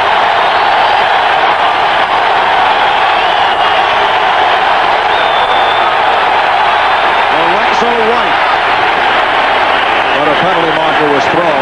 Play was blown dead. I think the time clock. Away game on the offense. 5-yard penalty. Remains first down. So that's what that home field will do for you, that noise, and now you're trying to call an audible, and the receivers can't hear it, and the quarterback's concentrating on getting the play to the receivers, and he forgets about the 25-second clock, which is exactly what happened right there. Now it's 1st and 15. Houston hit with its first penalty of the day. And it is a first down, 15 from the 26. That's Slaughter in motion. Penalty flags flying. Carson brought down.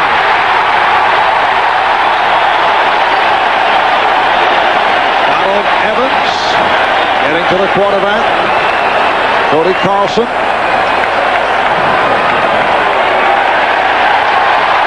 And the penalty again against the Oilers. There's the referee, Ed Hockley.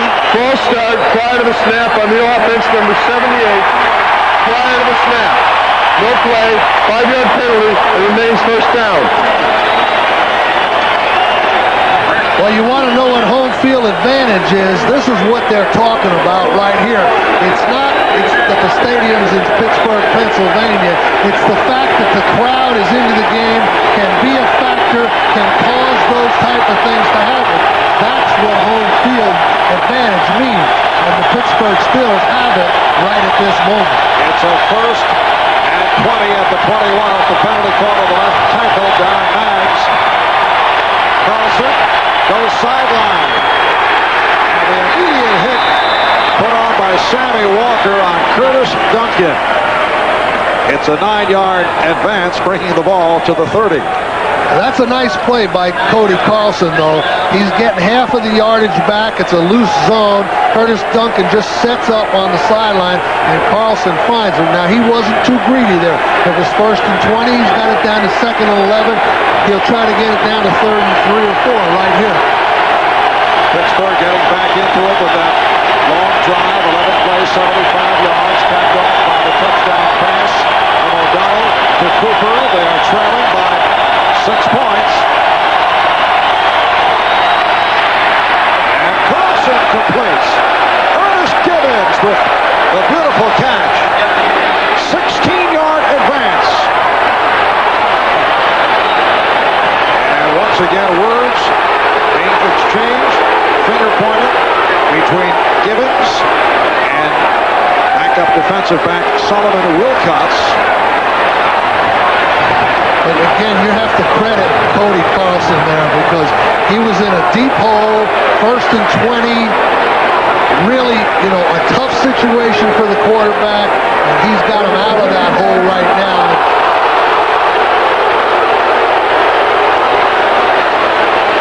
That's a nice catch by Gibbons there, scooping that ball right off the turf. Gibbons with his 4th reception of the day. And despite the lack of size, 5'9", 172, he goes right to the middle of the field. He takes a pounding. He sure does. And the thing that he told us yesterday, too, is when he gets 5 yards down the field is when he makes his read, and they have up to 7 or 8 reads on each play, and that's really amazing to me. He said Wednesday's practices, they make so many mistakes, they're just disastrous. It's a first down at the 45-yard line. 11 minutes remaining in this 4th quarter.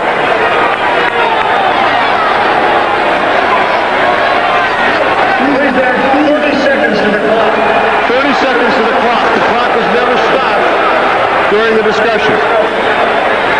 Adjustment on the play clock. Thank you.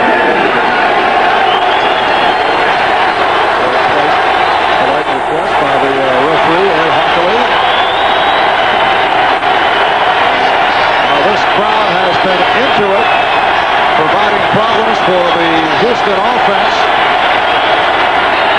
And now with that movement, another flag is thrown. This noise is certainly causing a problem to somebody. Looks like we got another 1st and 15, and and Carlson's going to have to get him out of the hole False again. start prior to the snap on the offense. Number 66 and 73. 5-yard penalty. It remains first down. That's the right guard, Doug Dawson, along with the right tackle, David Williams. Well, here's that noise, you know, and Dawson's just lunging just a little, just leaning, and that constitutes motion. And defense is allowed to react to that, and that's what Pittsburgh did. Houston hit with its third penalty on this drive, and it is back to a 1st and 15 at the 40. Carlson's pass deflected. Greg Lloyd got a piece of it. Well, that's the thing in talking to Warren Moon yesterday that they were most concerned about, that very thing. The defensive lineman of Pittsburgh getting in front of the sight line of the quarterback. This time he's trying to throw a screen, so it's a relatively easy thing for Lloyd to do. He just has to time his jump, but Pittsburgh is very adept at blocking passes on the line of scrimmage, and if I'm not wrong, that's about the 10th or 11th pass they've knocked down this year, and that's an inordinate amount. Second down at 15. 81 given. And motion.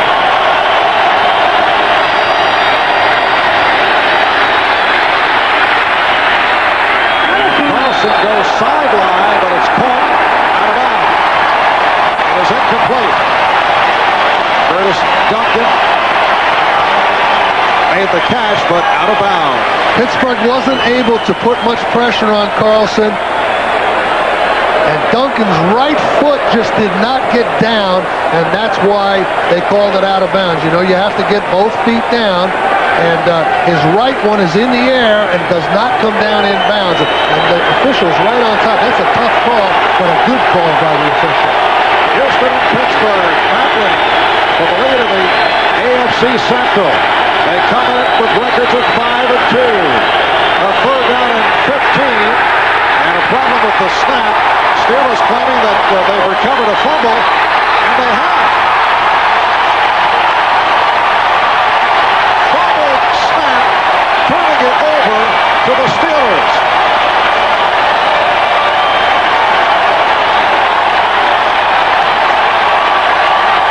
It looked to be Greg Lloyd who came up with it.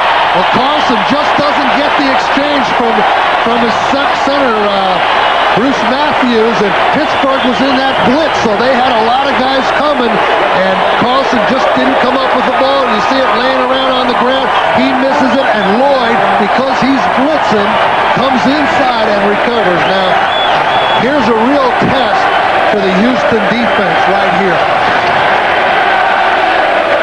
Pittsburgh's defense has put their offense in position to take the lead, and now we'll see how Houston responds to the challenge. Steelers down by 6, take over at the Houston 38-yard line. Foster bringing to the 35. F. who has played a very strong game in on the stop. Capacity crowd just under 60,000 here at Three River Stadium in Pittsburgh. The Oilers with a 20-14 lead on the Steelers. In the first half, field goals by Al Del Greco from 29 to 19. Barry Foster with the Pittsburgh touchdown. Steelers led 7-6. Houston able to come back in the third quarter with 14 points. And O'Donnell is brought down. Third sack of the day. The combination of Jones and Childress getting to the quarterback, Neil O'Donnell. Sean Jones and Ray Childress, now two of the taller defensive linemen in the NFL. Jones pushing the tackle John Jackson back into the quarterback Neil O'Donnell, and then Childress comes around and sacks him. Now O'Donnell's in that same situation Carlson was in, 3rd and 15. 3rd and 16. Now Yancey Thigpen is flanked out to the left side. O'Donnell looked that way. Green for a first down.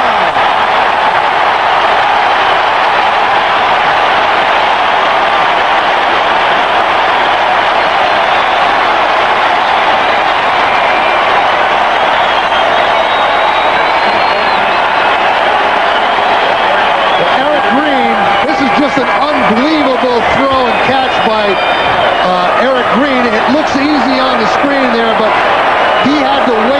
Green got down, the line protection held well, and that is the biggest play of the game for Pittsburgh right now. 24-yard pickup. O'Donnell has hit his last 9 straight. Here's Foster with the hole inside the 15.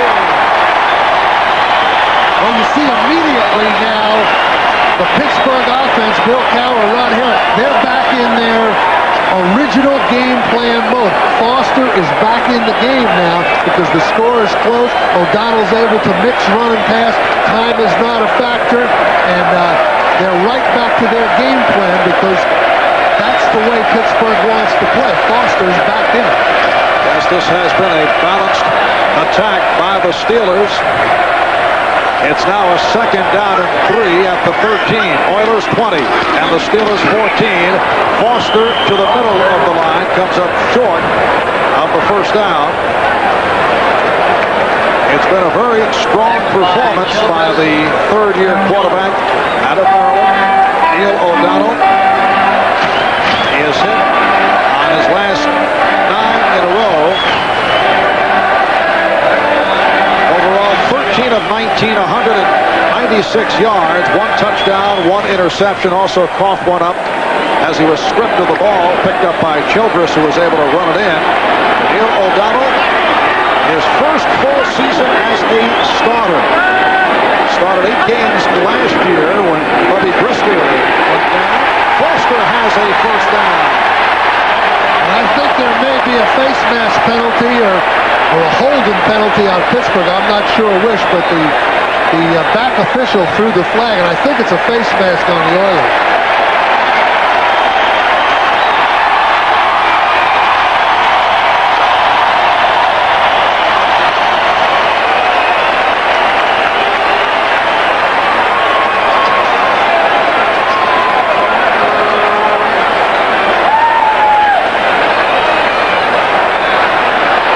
Mask on the defense. The 5-yard penalty, half the distance to the goal, first down. Foster on the handoff up the middle. I think they catch him right there on the face mask. I can't quite see the number of the Houston defender, but Cowher, I don't know whether he's happy about the face mask or the fact that it went in Pittsburgh's way. Well, it's a 1st and goal at the 5. O'Donnell again with the play action throw. Green to tie the game at 20.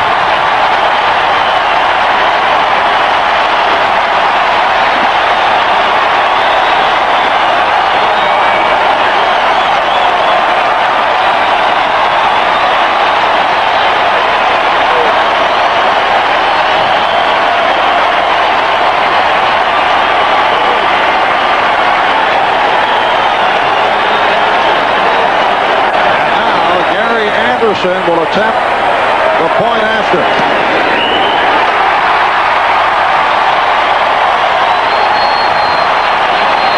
Pittsburgh has come from behind and they lead by 1. Well, it's the same style of play they threw to Cooper the other way.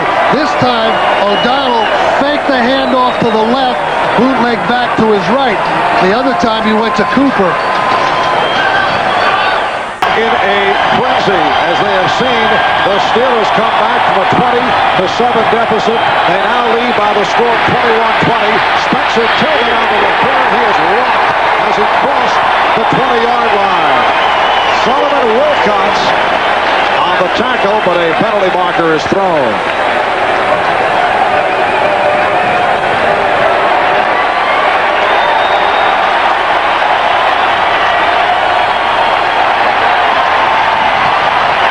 Penalties are starting to even up a little, and Houston's getting all of them at the exact wrong time in the game, the 4th quarter. Holding by the receiving team during the return, number 50. 10-yard penalty, first down.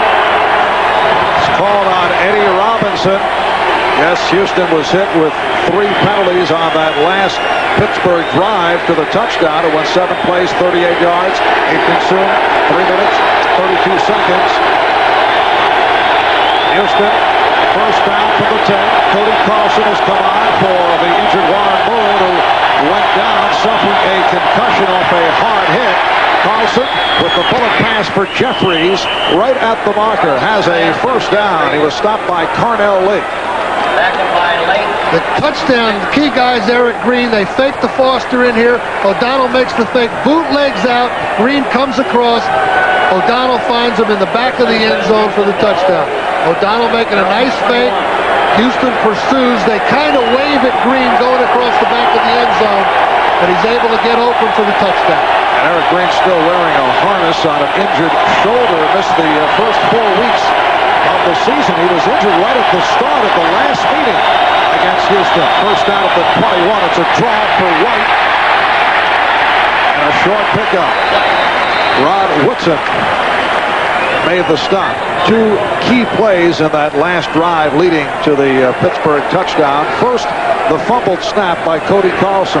Well, that got him the field position, and then, of course, Pittsburgh didn't look like they were going to do much with it. This 3rd and 16 play came up, and O'Donnell was able to get it to Eric Green, and that led to the touchdown. But now, Houston has kind of gotten out from the 10-yard line, and the pressure's really on the Houston offense here. Time, Pittsburgh defense, crowd, everything's working against Houston.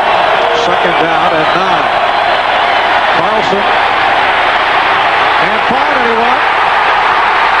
And he is being driven back, and down he goes. Gary Howell collecting his first sack of the season. Gary Howell, a first-year player out of Colorado, spent the first portion of the season on the practice squad. Gary Howell's kind of staying on the line of scrimmage, trying to mirror Cody Carlson. Now Carlson can't find his receiver, and Howell just releases, and of course then you got a lot of black jerseys going after that guy. Once they got him hog-tied, you know, they're wrestling him down. Howell and Steed have been seeing quite a bit of action at nose tackle. Steed emerging as the starter with Gerald Williams out with ligament damage in his knee. 5:20 remaining in the 4th quarter. Houston 3rd and 16. Back at its 15-yard line.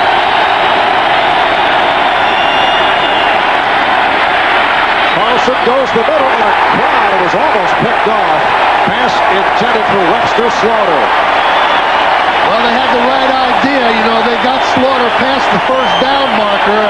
They certainly didn't throw it in front of the first down marker, but Pittsburgh was just all over him. You see number 54, Hardy Nickerson, just, I think, grazing the ball. Perry closing in, and they're able to make the play. Now, I think the Houston defense is going to have to start thinking about using their timeouts, because I promise you, I know Ron Harhart pretty well, and I'm pretty certain they're going to try to keep the ball on the ground if they can once they get possession of it.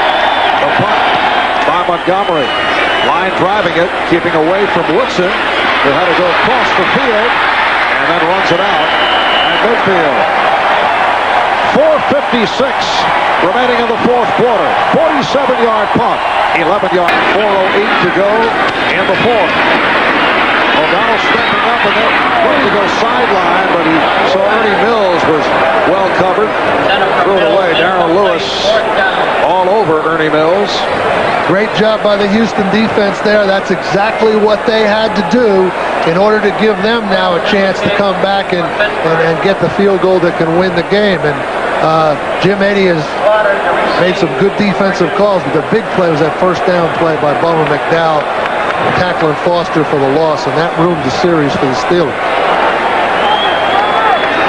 So Webster Slaughter awaits the punt from Mark Royals. Slaughter with the move along the sideline, able to stay in bounds. A 45-yard punt and a 9-yard return. Or did he step out? Let's take a look here. Yes, he did. Right on the sideline. Again, Pittsburgh has him pinned back, but with 3:53 and 3 timeouts, the Oilers have plenty of time to drive the ball down the field for a field goal. Houston's offensive coordinator, Kevin Gilbride. the pressure is back on the Pittsburgh Steelers defense. Pittsburgh 21, Houston 20. Houston from its 14. Nothing there for White. Evans making the stop. Been a strong game for the right defensive end. Donald Evans combining that time with Gerald Williams. Evans, originally a second-round draft choice of the Los Angeles Rams back in '87. And he's a guy, Bill, has bounced from fullback, defensive end, to linebacker with the Rams and Eagles, and now at defensive end. He's found a home here with the Steelers. Now that play selection there by the Oilers, they were just trying to surprise Pittsburgh with that run, hoping they could crease White right up the middle. 2nd and 9 at the 15. Jeffries, and he is covered well, could not make the move.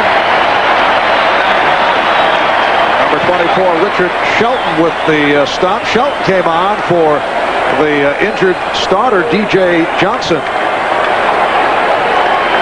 Well, this is the play of the game now for the Oilers. This third down, they're not in 4-down territory. I'm sure Jack Pardee is, with all his timeouts, will punt the ball if he doesn't make this first down. So this is the biggest play of the game so far for both teams, really. It's a 3rd and 7 at the 17, 2.5 remaining in the fourth quarter. And Carlson completes to Jeffries for a first down. Shelton with the coverage. Haywood Jeffries with his 9th catch of the day for 69 yards. Haywood Jeffries working against the substitute corner, Richard Shelton. A very good throw by Cody Carlson. That was only a 3-man rush by the Steelers, so that allowed Jeffries time to work down the field for the first down. First down at the 33. Cody Carlson taking over for Warren Moon, who went out with a concussion in the third quarter. Carlson completes to Gibbons. Another Houston first down. Nickerson on the tackle. And that'll bring up the 2-minute warning. And, you know, Jack Pardee now is just wondering. Well, Houston uses a timeout here, or the referee stopped the clock for some reason. Houston uses a timeout. 40-second timeout. But Jack Pardee just wondering how far he's got to go for the Del Greco field goal now. For those of you who may have just joined us in the opening minute of the third quarter, Warren Moon took this shot from the combination of Rod Woodson, Parnell Lake. Woodson getting the good hit on Moon. He went down and was forced to leave because of suffering a concussion. Cody Carlson came on. He's been primarily a backup over the years for Moon, and Carlson's done a nice job. 14 of 22, 127 yards. He did fumble. That led to the go-ahead touchdown run by Pittsburgh, but off the bench and has been impressive. Well, the most impressive thing to me, Marv, is, hey, he's got his team pinned back here with the crowd yelling and screaming and Pittsburgh's defense in a frenzy, and right now he's about 20 yards from getting them into field goal range or winning field goal range. Now the question is, once he gets in there, do you try to wind the clock down, make Pittsburgh use all their timeouts before you attempt the field goal, or do you try and drive it all the way for the touchdown? I think Jack Pardee will play for the field goal here. Al Del Greco is 2 for 2 today, hit from 29 and from 19. Houston with the 2 timeouts left. Pittsburgh has 3. The battle for first in the AFC Central. Earlier this season, opening day in Houston, Pittsburgh came from behind. Houston was up 14-0. Pittsburgh won 29-24. Steelers with 5 interceptions of Warren Moon. If the Steelers can win today, not only will they have a 1-game advantage, but the series sweep would give them the edge in the first tiebreaker for the division title. That is why it is of such importance for the Houston Oilers. The change will return to the previous spot because the penalty happened during a pass play. Therefore, the 5-yard penalty would be administered from the previous spot. Houston has chosen to decline the penalty, except the result of the play makes it 2nd down and a foot. Bill, you want to run that down again? I'll tell you, that one even lost. That one even lost me, but Bill Cowher now is objecting to the down call. He thinks it's third down.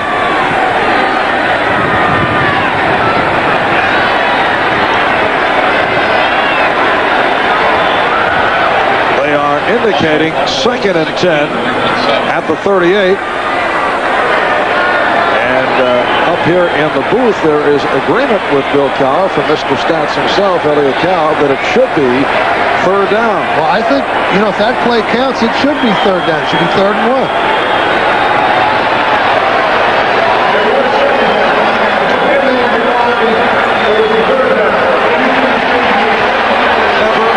Never doubt Mr. Stats. It is indeed third down.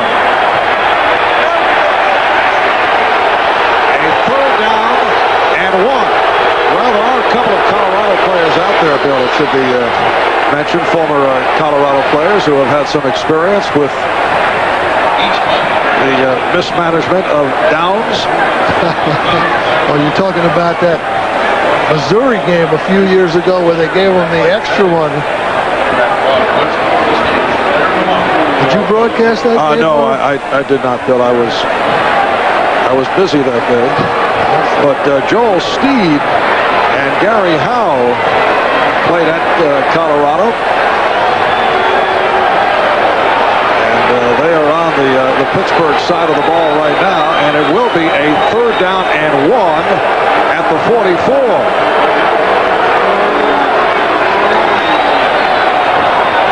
And that held up as a 2nd and 1. We would have had a circus atmosphere following the game when it would be figured out. Well, I'm waiting for somebody to tell the guys with the down boxes what down it is, because they've got first down on both sides of the field. So I'm waiting for somebody to tell those guys, because you usually look at that thing if you're trying to find out what down it is, if you're a player or a coach. The officials are trying to sort it out. The scoreboard is indicating a first down. A minute 57 remaining in the 4th quarter. An automatic first down. And now they have changed to an automatic first down. Well, the change to the automatic first down is that because that goes with the defensive holding penalty, which is what was called. And I was under the impression that Houston declined that penalty. And that's why it should have been third down. Now they apparently accepted it in lieu of accepting the extra yard. So instead of having the ball on the 40, they got it on the 47. It is a 1st and 10 at the 47.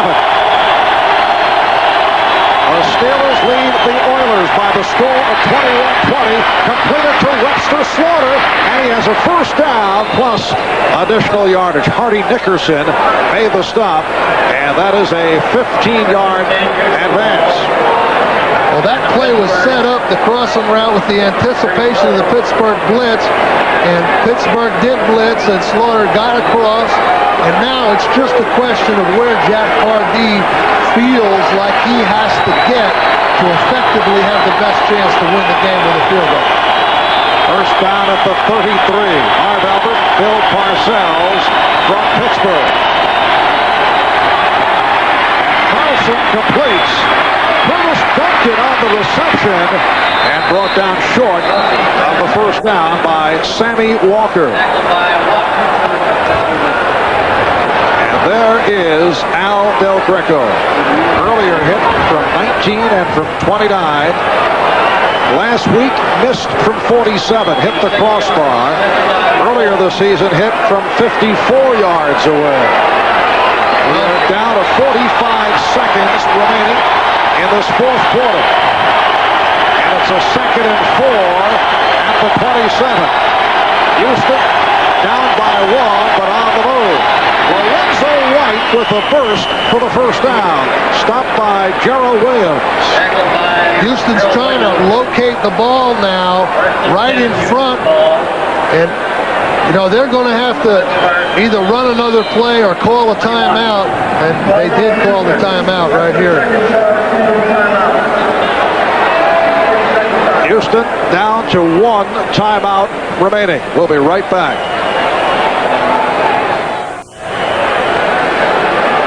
Back at Three Rivers Stadium in Pittsburgh, 19 seconds remaining in the fourth quarter. Pittsburgh with that 1-point lead. Houston down to 1 timeout remaining. Right here, it would be a 38-yard field goal attempt for Del Greco. Houston with a first down at the Pittsburgh 21. And this game really has followed some of the tradition of the older great games that we've seen between these two teams before. This has been a terrific football game. And Lorenzo White is stacked up. Harold Williams made the stop on White. Houston just letting the clock go down to 6, and we're going to see the field goal right in the middle of the field from right here. And this would be a 41-yard attempt. Now check that. A 35-yard attempt. It'll be interesting to see if Bill Cowher elects to use a timeout after the Houston timeout to see if they can put a little additional pressure, or as in basketball, as you know, Marv, icing the kicker. If they ice the shooter in basketball, well, here they ice the kicker by calling a timeout. 6 seconds remaining. Pittsburgh and Houston, each with records at 5 and 2. A victory for Pittsburgh would mean a sweep of the season series. That could come into play later on in terms of a tiebreaker. Now officially they're calling it a 39-yard field goal. And there's the timeout taken by Pittsburgh. Definitely trying to ice the kicker. Now, you know, Bill Cowher would probably use another timeout if he could, but you're not allowed to call successive timeouts. So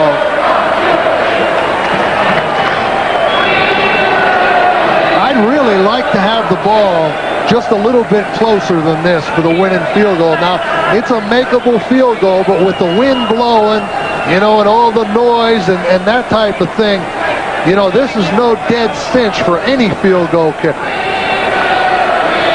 You know, the wind doesn't look like it's too much down there on those pylons, but in these circular stadiums, the wind is usually going just the opposite of the way the flags are blowing. Del Greco on the season, 12 of 15, 2 for 2 today. A game on the line. Steelers by 1. 6 seconds to go. A 39-yard attempt. Del Greco.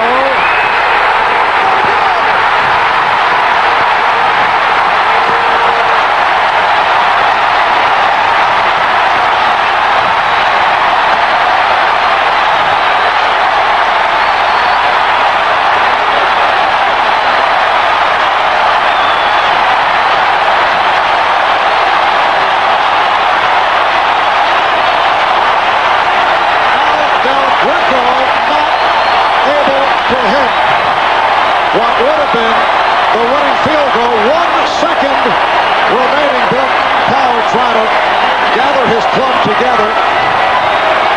Well, I remember a kick very similar to this, Marv, a few years back, except it went wide the other way, and I know what that feeling's like on both sides. You know, I've had it go against me, and I've had it go for me, and you know, it comes down sometimes to winning the division to that 3 or 4 feet that we just saw right there. And Houston Oilers fans can recall Ian Halfield missing a key field goal last season against the Washington Redskins that would have beaten the Redskins. And you go back to the playoff meeting between these two clubs, and a field goal by Gary Anderson settled the game in favor of Pittsburgh. So this one goes to the Steelers. They make it a season sweep of the Oilers. And they go to 6-2 on top of the AFC Central. Bill Cowher, Jack Pardee shaking hands. Terrific start by this Pittsburgh Steeler franchise. They have now won their last 3 after dropping 2 in a row. They opened the season at 3-0. So the Steelers over the Oilers, 21-20. We'll be back in Pittsburgh in a moment.